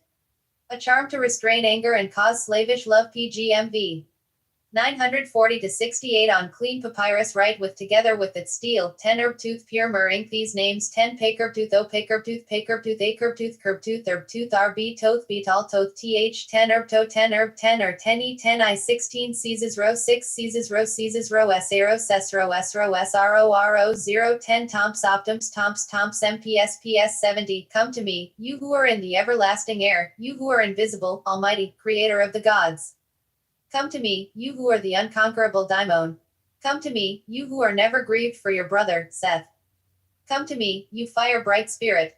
Come to me, you God who are not to be despised, you daimon, a D put to silence, subordinate, enslave him, name of Taret to Hun, name of person that the spell is being performed for, and cause him to come under my feet. Notes, this spell will summon the elder Horus, brother of Set, who brings sovereignty over its intended target. This spell may be modified to effect deep social change. Restraining Charm. PGMXXXV 1-34 works on everything. Taking a lead lamella, hammered out while cold, inscribe with a bronze stylus the creature below and the names, and deposit it nearby and in front the person, come Typhon, who sit on the underworld gate 10 herb tooth, who killed his own brother 10 paker tooth 10 bolchostoth 10 apomps 10 Cizenro 10 bmat Yako mbi aberamentoy lurthik xanax ethreliuth memoriba, of Seth Bolkel, fear your uninhibited son. 115 Ursurar 6 P Cuth 0 115 Rocco Boise 10 Patatherlax Zago 0 71 M less than HT A BTR Uentho Olurth Pound X and A X at Fire I Daduoi 5th Nem Are Ba of Seth Sol Cole Furrier Urali LHIBI Ted. Page 42. Note Bolkel Ball of Karga, the oasis where the wine called the gift of Set was made. Cole is a nickname meaning Libya. Spell for sexual attraction. Pem XXXLLA 1-25. As Typhon is the adversary of Helios, so inflame the heart and soul of that. Insert name of target whom. Insert name of target's mother. One bore, even from her own womb. Adona, Abrasax Pinute and Sabaus burn the soul and heart of that. Insert name of target whom. Insert name of Targar's mother. Bore, for love of me whose mother. Insert name of magician's mother. Bore, now, quickly. In this same hour and on this same day, from this moment on, mingle together the souls of both and cause that, insert name of target whom, insert name of Targar's mother, bore to be this Serapiakos whom Tibrep bore, through every hour, every day and every night. Wherefore, Adona, loftiest of gods, whose name is the true one, carry out the matter, Adona. Notes, Typhon has a particular enmity toward Apollo who slew him in his form of Python. All sultry springs and places of boiling water have strong typhonic currents. Spell for strong sexual attraction. Pem XXXV 69-101 love spell of attraction, excellent inflamer, than which none is greater. It attracts men to women and women to men and makes virgins rush out of their homes. Take a pure papyrus and with red ink write the following names and figure, and touch it with the magical material from the woman you desire. Hide it on the ceiling of a place of indulgence.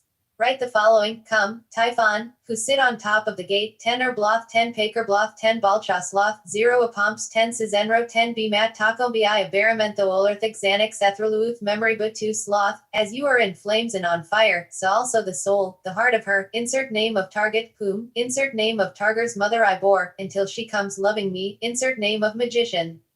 And glues her female pudenda to my male one, immediately, quickly.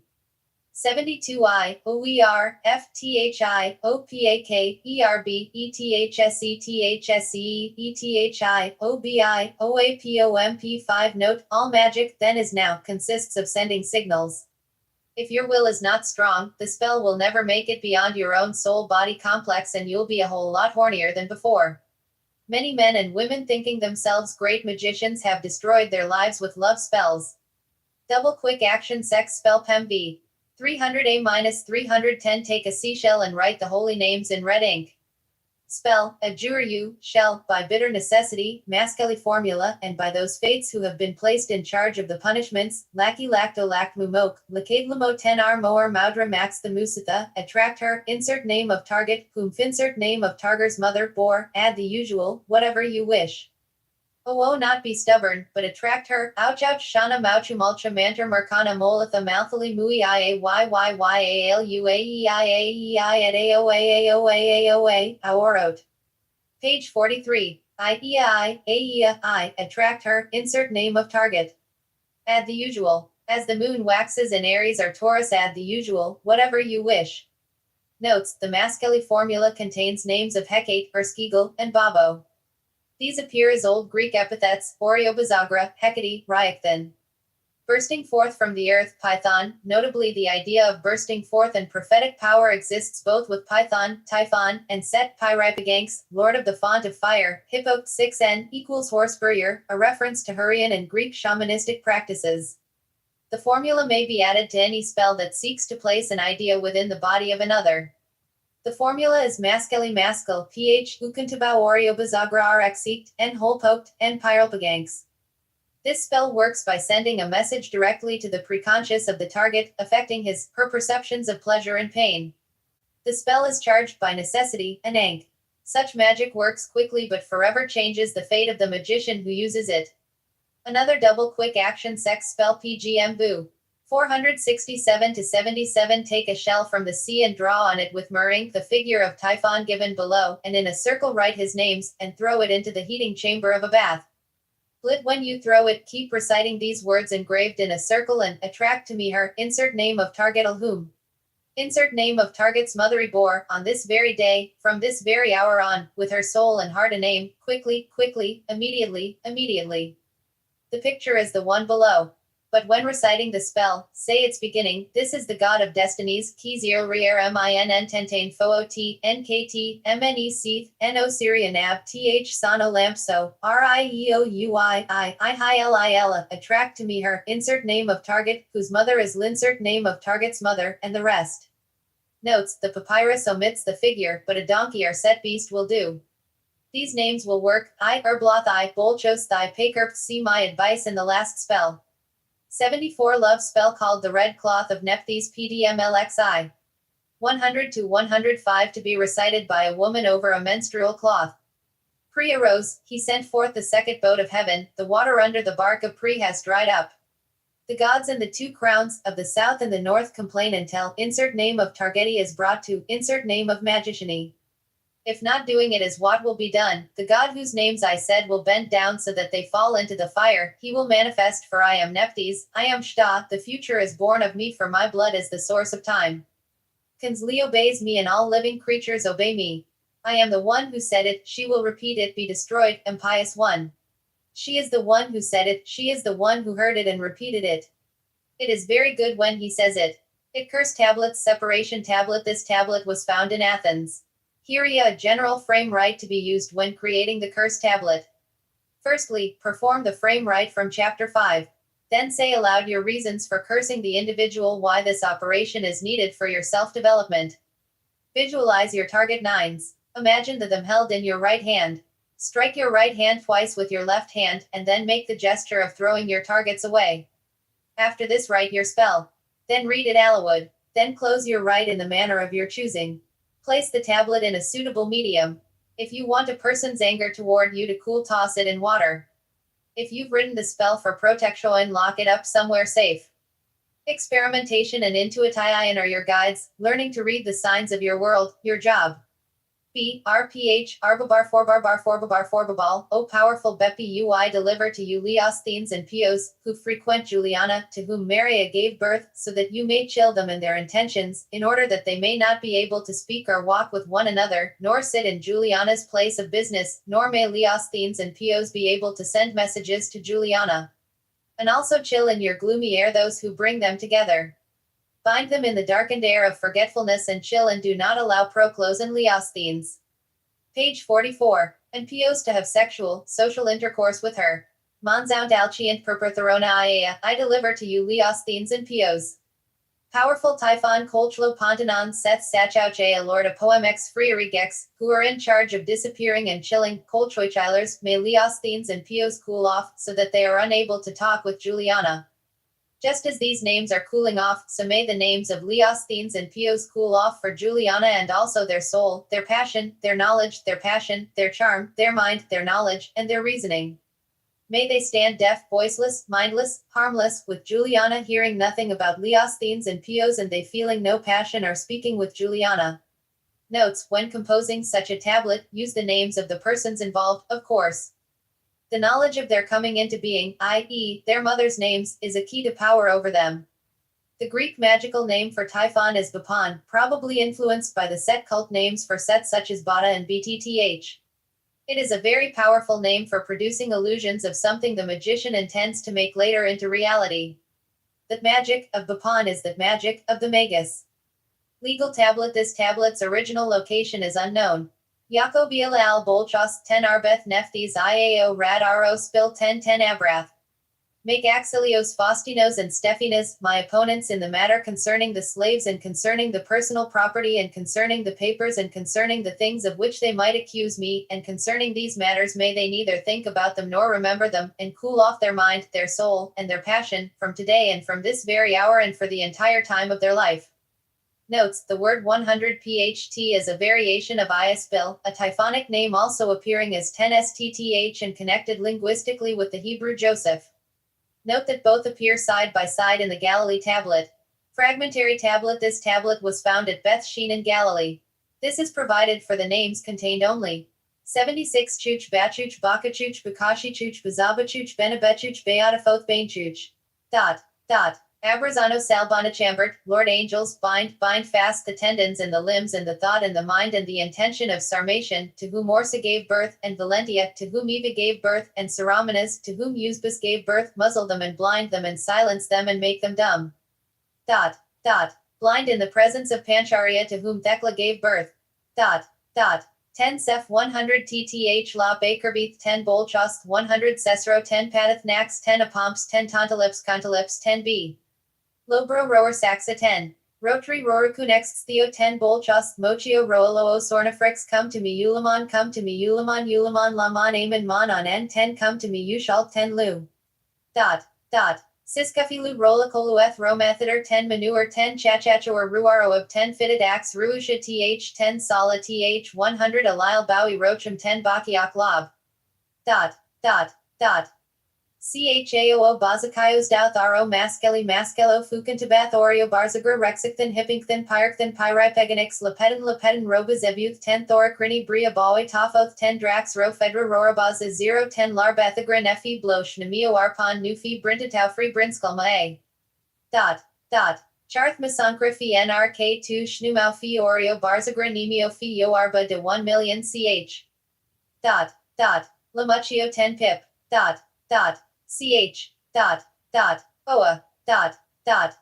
Cantuno both Darawano Chitha Chochenchakiaki Abrasax 10 Youthan, I invoke you, Semea Kanteu Curldu Durunko Kukinks Capchumre Semis Yumps, Lord Angels, muzzle and subject and render subservient and bind and slave and restrain and tie up Sarmatian, to whom Orsa gave birth, and Valentia, to whom Eva gave birth, and Saramanas, to whom Eusebus gave birth, in the presence of Pancharia, to whom Thecla gave birth, choking them, typing up their thoughts, their mind, their hearts, their intention, lest they inquire further after an account or a calculation or anything else.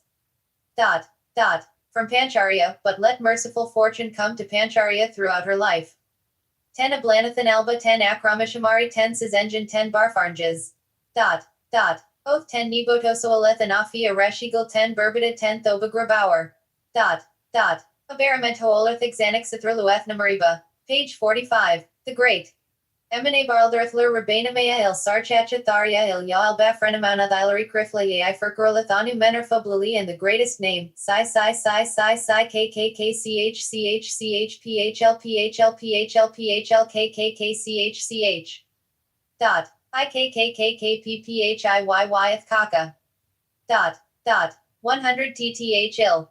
Bethil Bolchos Thil Patathanax B. Ulamo Ulam Lamlu Amul Malula Lulam. Azaza. The name of the great God you. Mul. Great. I invoke you. Note, for further material on the Typhonic tradition in Galilee, see Morton Smith's Jesus the Magian, a good study of an early Typhonic magician outside of but affected by Egyptian traditions. The name Bainchloak means Ba, of darkness, the Egyptian form of Shalom, the Ugaritic god of twilight, whose city is Jerusalem. To cause hatred, this tablet was found at Puteoli, Italy. The holy Iaotl Michael Nephthal. Celt Sabalth name me Gaios Stachios Librarios, to whom Philista gave birth, become an enemy of or be hated by, Lalia Rupina, may he become an enemy of Haplos, may he become an enemy of Eutuchos, may he become an enemy of Seller, may he become an enemy of Rufos, may he become an enemy of the entire household of Rufina, may he become an enemy of Pelubios, may he become an enemy of Amamis, a woman, may he become an enemy of Tebe. Note, the spell equates the Jewish god Sabbath with Archangel Michael, the goddess Nephthys, and Set. Protective tablet. This tablet was found at Pontu 5 in Asia Minor. I am the great one who is sitting in heaven, the wandering hollow of the cosmos Arsenoniophres, the safe name me Arso is the true daimon Baracha K Mephil who is the ruler of the kingdoms of the gods Abrielthal RPHC. Though 78 STRN. Never let evil appear. Drive away the curse from Rufina, and if someone does me an injustice, send the curse back to him. Nor let poison harm me. King of Kings Abriel TLL Orthiart. I am the one ruling the place in Moses' name. Note, this protective spell is related to the magical traditions of Ju the hieroglyphist, who invokes the Holy Headless One first by becoming Moses, then later transforming himself into a Setian deity. Ju's name is connected with ideas of divine ascent, particularly in the first and second books of Gel in the Bruce Codex. Silver seems to be the metal of choice for protective spells connected with the moon. It gives the owner power against hazard and cyclical change. From a Coptic grimoire oil spell for sealing a marriage with hot sex spell for mutual love between a man and a woman. Text Michigan 4932F description vellum S1/2 by 15 1/4 in probably fairly early. See Worrell bibliography William H. Worrell Coptic magical and medical texts 184 to 87 to be said over massage oil holy oil that flows from under the throne of Yahweh, oil with which Isis anointed Osiris' bones. I call you, oil. The sun and moon call you. The stars of heaven call you. The servants of the sun call you. I want to send you. You must come so that T may bring you and you may bring I name of Tar Etj daughter of name of Taret's mother. To me, name of magician, son of name of magician's mother, and you must make my love be in her heart and hers in mine like a brother and sister, or a bear who wants to suckle her young. Yea, I invoke you, the one whose head is in heaven, whose feet are in the abyss, before whom is what is also under the sheep, behind whom is what is also under Draco, the one before whom the heaven of all darkness is hung, the holy headless one who encircles all and who speaks to those who rise to his level in truth. Page 46. I shall uproot him by iron. I shall melt him away. No, my lord, do not hand me over to Dimalux, who judges. Instead, I want you to descend to hell and uproot all thoughts of the devil about name of Target, child of name of Targar's mother, and make my love be in her heart and hers in mine. For it is I who invoke, it is you who fulfill the desire. Note, this spell appeared in a Coptic magical book. Set, he who is behind Draco, cannot be named in this Christian text. This spell appears unique in that it is designed for recreating love and sex in a marriage and focusing the energies of both parties willingly and consciously away from other objects of desire. A powerful spell for our age, which clearly led into the Christian tradition of anointing oils. Here is the first example of the preconscious, the Egyptian duet, replaced by the Greek Tartarus, hell, and the devil banished to this region. This spell shows Setsia, who fights Apep so that the right thoughts may manifest at the right time, making his last stand as the destroyer of illusion, rather than its creator. In 1966 C he was called back. If you lack a good source of oils and incense in your area, you might try 12th House Arts and Publishing, POB 1012, Monotauic, Y 54220. They've always done good work for me. 80 Chapter 7 Remanif Stations and Resources. The essence of darkness reveals itself to whoever looks at the sun. Spell 115 of the Book of the Dead Eye. Remanif Stations in 1904 EV. In the city of Cairo, a Mantu priest named Onkafen Kansu heard the word of the Eon he was to usher in, and the word of the Eon which was yet to be. Ale, Ter Crowley's word was thelema, and the other word was kaf, a good XXVTH dynasty pronunciation of the verb to become. He correctly associated the word kaf with the spiral force and the double wands, two Egyptian symbols of sovereignty, the set-headed W3 scepter pronounced waz, or the scepter of Ptah, which signifies dominion, and the cham scepter pronounced jam, which symbolizes the power to father strong children to carry on one's work. In addition to the auditory root of the word, an ink trail was forming as well. Some of the Apep books, spells that allow the priest-magician to reach the level Paxer, the Apep slaying godhead, were being published in English. The most famous of these collections, the Bremner Rind Papyrus, contained a short spell which Philippi CDCR Chain has identified as the beginning of the Hermetic tradition. The spell in question, the book, Magical Word Gathering, Gelsiamt, of knowing the spiral force of Re and the felling of APCP, in a mysterious fashion, led to the establishment of the Aeon of Set as well as linking the Hermetic tradition back to the Set priests of the New Kingdom. I would like to examine the spell one's history and meaning, and end my scroll with a few notes on the possible Resal RCES surrounding the current word to aid the magician in his task. A Scottish lawyer, Alexander H. Rind, 1833–1865, visited Thebes at the suggestion of his doctors. The warm and dry climate would hopefully bring Mr. Rind a great vigor. Egypt certainly worked its magic on him. He became involved in the gentlemanly pursuit of archaeology as well as the wealthy man's game of buying up the wares of the tomb robbers of Thebes. One of his most famous acquisitions, the Egyptian mathematical scroll, is our greatest window on Egypt's mathematics. 81I. Page 47. Mr. Rind blossomed from his arrival in 1856 to his departure in 1863. The British consul in Luxor, Aga Mustafa, who made a pretty penny himself in tomb robbing, arranged a going-away party for Rind. Mustafa presented him with a scroll from the hiding place of royal mummies at Dur al-Bahari, which would not be, officially, discovered, that is to say, by Europeans, for a few years yet. Think of it as a gift from Egypt, Mr. Rind. Rind returned to England with his treasures, and began making inquiries of the British Museum. Ill health took him even before he could have the colophon of Mustafa's papyrus translated. The colophon dates the papyrus, identifies its owner, and curses anyone who might remove it from Egypt. The papyrus dates from the beginning of Greek rule in Egypt. It contains ritual works, the songs of Sis and Nephthys, ritual of bringing in of Sokar, the books of overthrowing Apep, and an appendix to the last, the names of Apep who has not come into being. Hopefully the recent 1994 find of 300 papyri of the same era at the Setian cult site of Tanis will throw further light on Zeper, the eternal word of Set. In the third section, most of the Apep spells had a twofold function. Firstly, they destroyed the enemies of the pharaoh in this world. Secondly, they provided for a meaningful existence in the next. Most are spells of a cruder sort, execration texts. Likewise, most spells identify Apep with Set. One spell, however, called the Book of Knowing the Spiral Force, Manifestation, of Re and the felling of Apep, dates to a much earlier source, the reign of Ram-Slz, 1184–1153 BCE, some 700 years before. This spell, containing the divine formula Zipera Zeper Zeperu, is found carved on the back of a protective statue of Ramses Il, the second pharaoh of the XXTH dynasty, in which he is portrayed as the god XCPHRA. This statue is at a shrine in the eastern desert where the known lands of Kem and the unknown lands of desert meet. The spell allows humans to rise above their semi-divine nature to the level of a god, the practice of Paxery. The spell may have an even earlier origin. French Egyptologist Geerges Posner has suggested a Middle Kingdom origin. The Setian significance of the spell cannot be dismissed. Ramses Lee's father was Sednacht, whose name means, Set is mighty. When the chronicles of the family were written, Sednacht was described as having the rage of the god Zeper I Set on the battlefield. The name Zeper I Set means, I become Set. This is a 82 direct reference to the practice of Paxery, the name Zeper I Set being the exoteric form of the common Typhonian name Pakerbeth.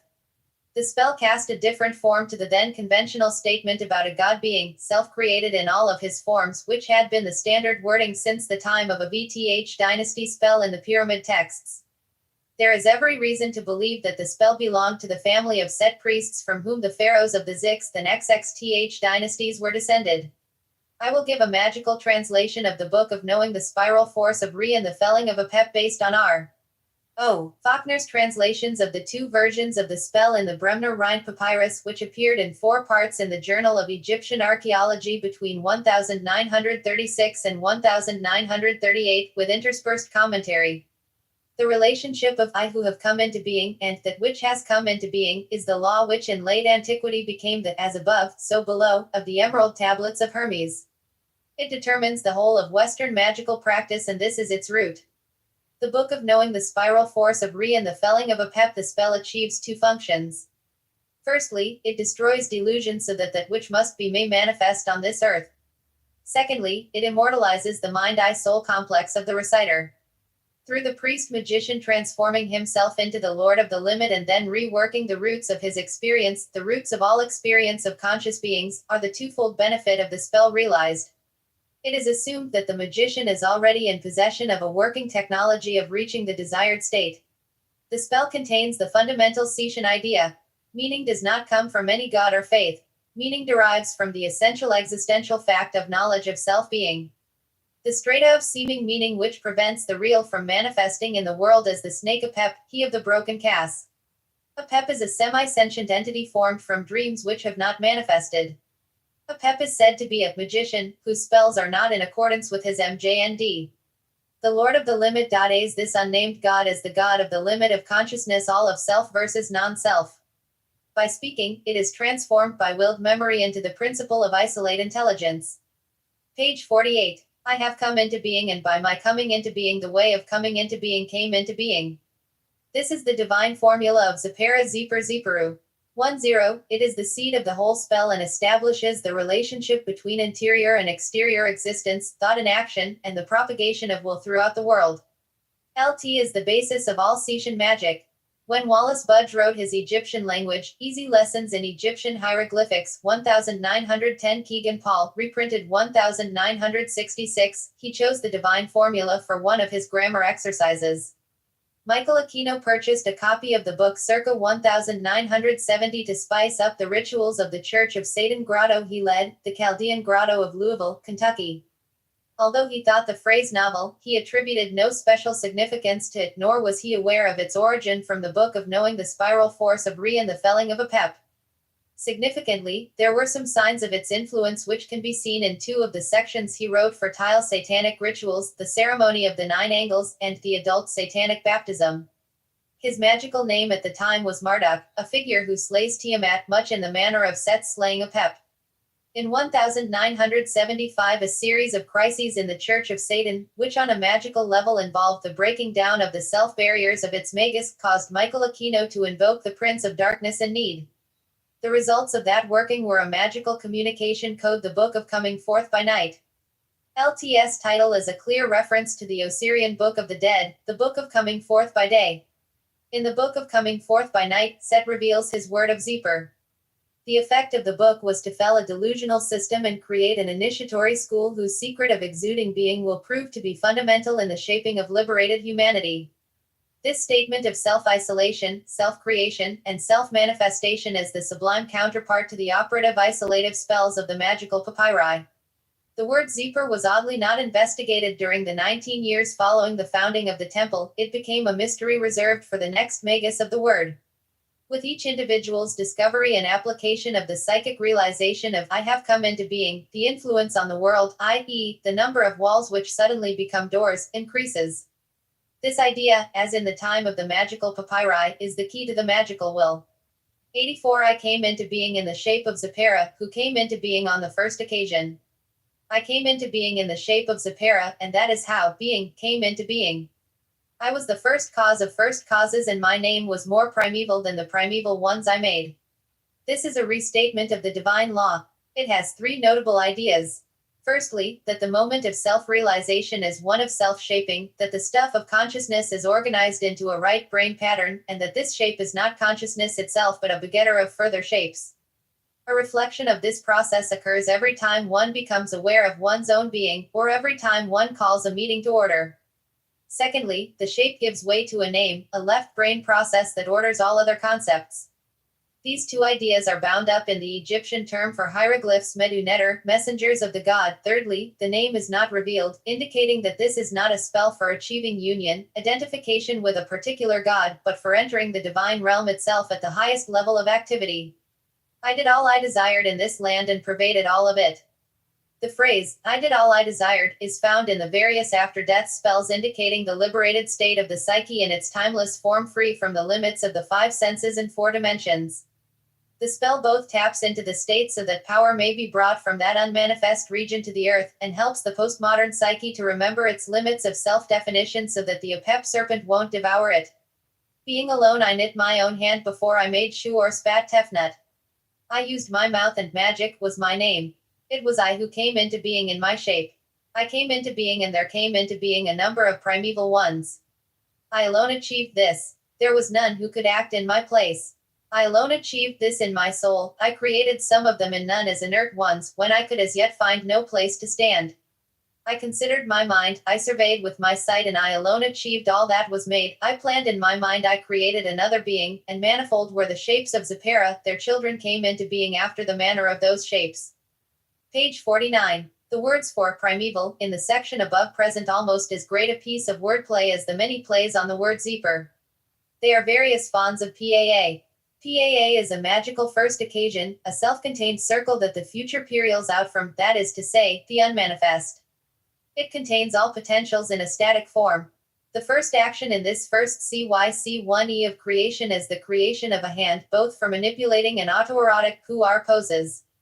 Touch is the third internal or subjective sense, created after vision, will, and hearing, understanding. The next action is a self-naming through doing. The nameless one becomes Heka, the god of magic, of the maging principle. With the coming of magic ends the first cycle of creation. A number of formal prerequisites, the categories of thought, are created. These are proto-gods of duality. All of this was achieved in the subjective universe of the unnamed one. The second cycle of creation begins with the creation of the unchanging laws of the objective universe. These are the inert ones and none. With an observable universe, a mind can be fashioned, because an external consistent universe is the grain against which a semi-constant internal universe is formed. This ends the second cycle of creation. The third cycle of creation begins with the unnamed one considering his mind. This place of psychic order, or ma'at, becomes a funneling mechanism for the chaos of thought.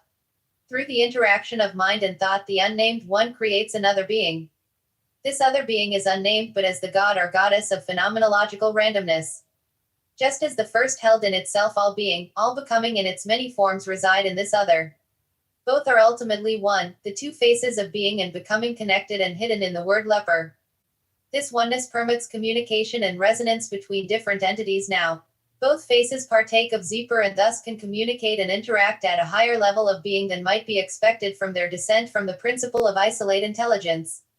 This mystery allows the magic of the eon of Set to work, and an understanding and enactment of this mystery from the simplest act of sorcery to the actions of a philosopher king is the property that allows for evolution and remanifestations of the self. The mystery explains how magic works and in what areas magic is most likely to work. This ends the third cycle of creation. 86. It was I who spat out shu and expectorated tefnut. I aroused myself with my hand, and swallowing my own seed spat it forth again as shu and tefnut. They went beyond me into none where they rejoiced. I who had come into being alone now knew of three other gods. I waited for 2 eternities for shu and tefnut to return to me. The way to create gods in the objective universe, i.e., in none, is an autoerotic procedure. The significance of this is that such created gods are not the same type of entity as the forms created by mind alone. They partake of the essential patterns that the Creator went through in his own self-creation, but are themselves subject to the dynamic nature of evolution. These two entities, shu and tefnut, represent intellect and emotion, male and female, dividing and joining. Shu separates the past jet from the future, neha, the subjective from the objective. Tefnut joins all of these things. These beings rejoiced in none because their powers of understanding are more appropriate to the objective outer realm. They represent the force of understanding which, in addition to being, is one of the ways the psyche affects none. Notably, these beings did not return to the unnamed God without the named God coercing them. This represents the long period of life without initiation, while the process of reason and emotion cause the body-soul complex to accumulate enough data for the initiatory process. These two gods may be invoked by the magician under the name of Shut-Eye, Shu-Tefnut, or Ruti, yesterday, tomorrow. None brought them up. I made an eye and sent after them. My eye brought them back to me, and I united myself. I wept over the whole of my being, and from my tears did mankind come into being. My eye was angered that I had grown another eye in its absence. I pulled my second eye from my face and made it the arranger of destiny. By observing, interacting, altering, and playing with the watery chaos of the world, Shu and Temet are educated. The magician is not raised by his family or circumstance to be a magician, nor is circumstance sufficient to awaken him to his or her true state of existence. Another force proceeding from the unnamed god in the form of the sun returns them to a dark place lit by the moon. There the unnamed god unites its internal. Page 50. Phases of being and becoming with reason and emotion. From this crucial enactment of understanding, a wholly tearful moment, are born all of the many men and women whom the magician may have to be, or work through, as his essence flows forth in a multiplicity of manifestations. Shu is the application of critical thinking. It is willed skeptical rationality that dissects external events. Tefnut, goddess of joy, Ten, is the integrative wholeness that comes from the feeling of resistance being overcome. From the integrative moment Zeper, becoming, is cast into the world, Shu and Tefnut are reunited, and the sun and moon made. This moment of union with Shu and Tefnut, who themselves are one god, goddess Shut-Eye, is the root of alchemical dialectic solve et coagula. The sun, symbolized by the constant commandment to seek, is angered by the changing moon, who constantly hides and creates illusion by changing light. Yet the moon is given the power to arrange destiny. The unnamed god is left in darkness. And Shu and Tefnut begat Seb and Nui, and Seb and Nui begat in one birth Osiris, Horus the blinded, Set, Isis and Nephthys, and they begat and created many children on earth, and are linked to children bearing their forms. The begetting of earth and sky and their 5 children brings the level of manifestation to the day-to-day objective world. The epithet of Horus indicates the Setian nature of the text. This is the elder Horus, Set's brother, not his nephew. Notably, all of mankind has a dual heritage, one from the unnamed god and the other from one or more of the 5 gods of the world. The first reflects the great hidden potential for becoming that lies within each human breast, the other is a combination of psychological makeups. We may all partake of all 5, but only those of a strong descent of one or the other may be energized by performing magical actions by someone risen up Paxer, in the name of the god or goddess who is their primary ancestor. They made conjuration that they might fell their foes. They created magic spells for felling a pep. He is imprisoned in the arms of Aker, he has neither arms nor legs, and is bound in one place, according to Re, who obstructs him, for Re has commanded that he be felled on account of his evil character. Children fell him and sunder his soul from his shade. He is 88 despoiled, and there will be no portion for him in the land of desire. Those in the north, in the west, in the south, and in the east have felled him. This is the operative portion of the book, a statement that keeps the force of delusion at bay. It is the fierce battle for existence and extension of existence against those forces of madness, sadness, and despair that could end the manifestation of isolated intelligence in the universe. Each of the patterns has a way of fighting he who does not exist, Osiris by resting beneath the ground, Horus by cooperative warfare, Set by active extension of existence through initiation, Isis by nurturing and pulling living patterns from the past, Nephthys by resonance with future selves. Lastly, the forces of mankind are invoked counterclockwise, indicating again the Setian, polar bias of the spell versus the clockwise solar order. O you sages on earth, and you 9 gods who came into being from my flesh, be vigilant in felling a pep.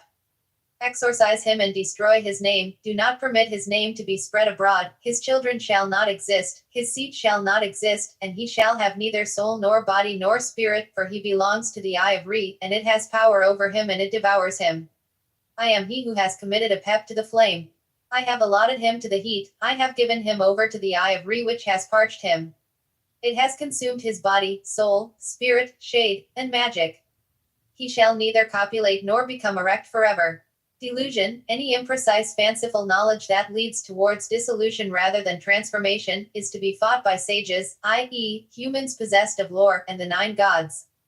9 is the traditional number of gods in the bark of Re. They represent the ruling principles which govern the cosmos. It is the way of the Setian Hermeticist to have those principles living in him, not be calling down some entity from elsewhere, but by creating them as semi-constant patterns, raised from and connected to the subconscious, that serve and protect the core self, that which has come into being. A good set of 9 for the Typhonian magician are Zipporah, Maat, Shaddai, Jeb, Nui, Osiris, Set, Isis, and Nephthys. The actions against a pep begin with exorcising him, that is, using spells against those persons or events which stand against 89. Page 51. I that which must be, then destroying his name, uprooting the paths to delusional thinking in your own mind. Then being sure that his name is not spread abroad, this is the commitment to stand against hypocrisy and the command to remove any bad ideas you yourself have put in the world, even if it embarrasses you to do so. Likewise the children of Apep are to be banished and his seed destroyed. He is committed to the flames, to the eye of Re. That constant command, to bring reason and emotion back to the source, is the force which destroys Apep. The sun, which brings periodic unity of the self in service to the dark unnamed God, destroys Apep and provides an eternal vision of the real. This short spell is a technology for accessing the innermost fact of being and then using the gnosis gained thereby to destroy illusion, delusion, and hindrance in the world. It is a spell of both inspiration and transformation. It brought the potential of Setian initiation from the second blooming to the third, and its core form of Zipporah Zipperu opened the door afresh in 1975. The Setian Hermeticist will wish to consider the implications of a religious technology that gives each individual access to power and knowledge, rather than the religions of the book which shape others based on the visions of men long dead. With this spell the flood of the future begins anew. Resources. I will give some remarks on the internet, present a suggested reading list, and discuss the Temple of Set. Because of the quick turnover in online services, I won't list any electronic addresses. However, the Oriental Institute of Chicago and the British Museum both have www pages. There are scholarly lists on Egyptian and ancient Near East topics. In the rapidly foreseeable future we will have access to every piece of scholarship in the world. The postmodern magician needs to become computer literate. He or she needs to learn how to browse the web. The World Wide Web is the latest Remanif station of the Parank of Sedni, Hamwast. A few titles for your library. Flowers, Stephen E., ed. Hermetic Magic, the Postmodern Magical Papyrus of Abaris. York Beach, me, Samuel Weiser, 1995. 90. This book is essential to the practice. It places a strong emphasis on Hellenic aspects of practice as well as providing data on the meaning of names in the spells. A must-have. Betts, Hans Dieter, ed. The Greek Magical Papyri in translation including the demonic spells. Volume 1. Texts. Chicago, University of Chicago Press, 1992. 2nd ed. The Scholarly Compendium of Translations. This is where serious practitioners will go after this little book. Gager, John G., ed. Curse Tablets and Binding Speges from the Ancient World. New York, Oxford University Press, 1992. The Scholarly Compendium of Translations of the Curse Tablets. See remarks above. Faraone, Christopher A. and Dirk Obink, eds. Magica Higher, Ancient Greek Magic and Religion. New York, Oxford University Press, 1991. A collection of thoughtful essays on the nature of magical practice in its cultural setting. It needs to be read with the following book. Bagnall, Roger S. Egypt in Late Antiquity. Princeton, N.J., Princeton University Press, 1993. This is a very good introduction to the social and political concerns of late antique Egypt. Ridner, Robert Creech. The Mechanics of Ancient Egyptian Magical Practice. Studies in Ancient Oriental Civilization, No. 54. Chicago, Oriental Institute of the University of Chicago, 1993. This is the single best source of accurate data on Egyptian magical practice. Teveld, H. Seth.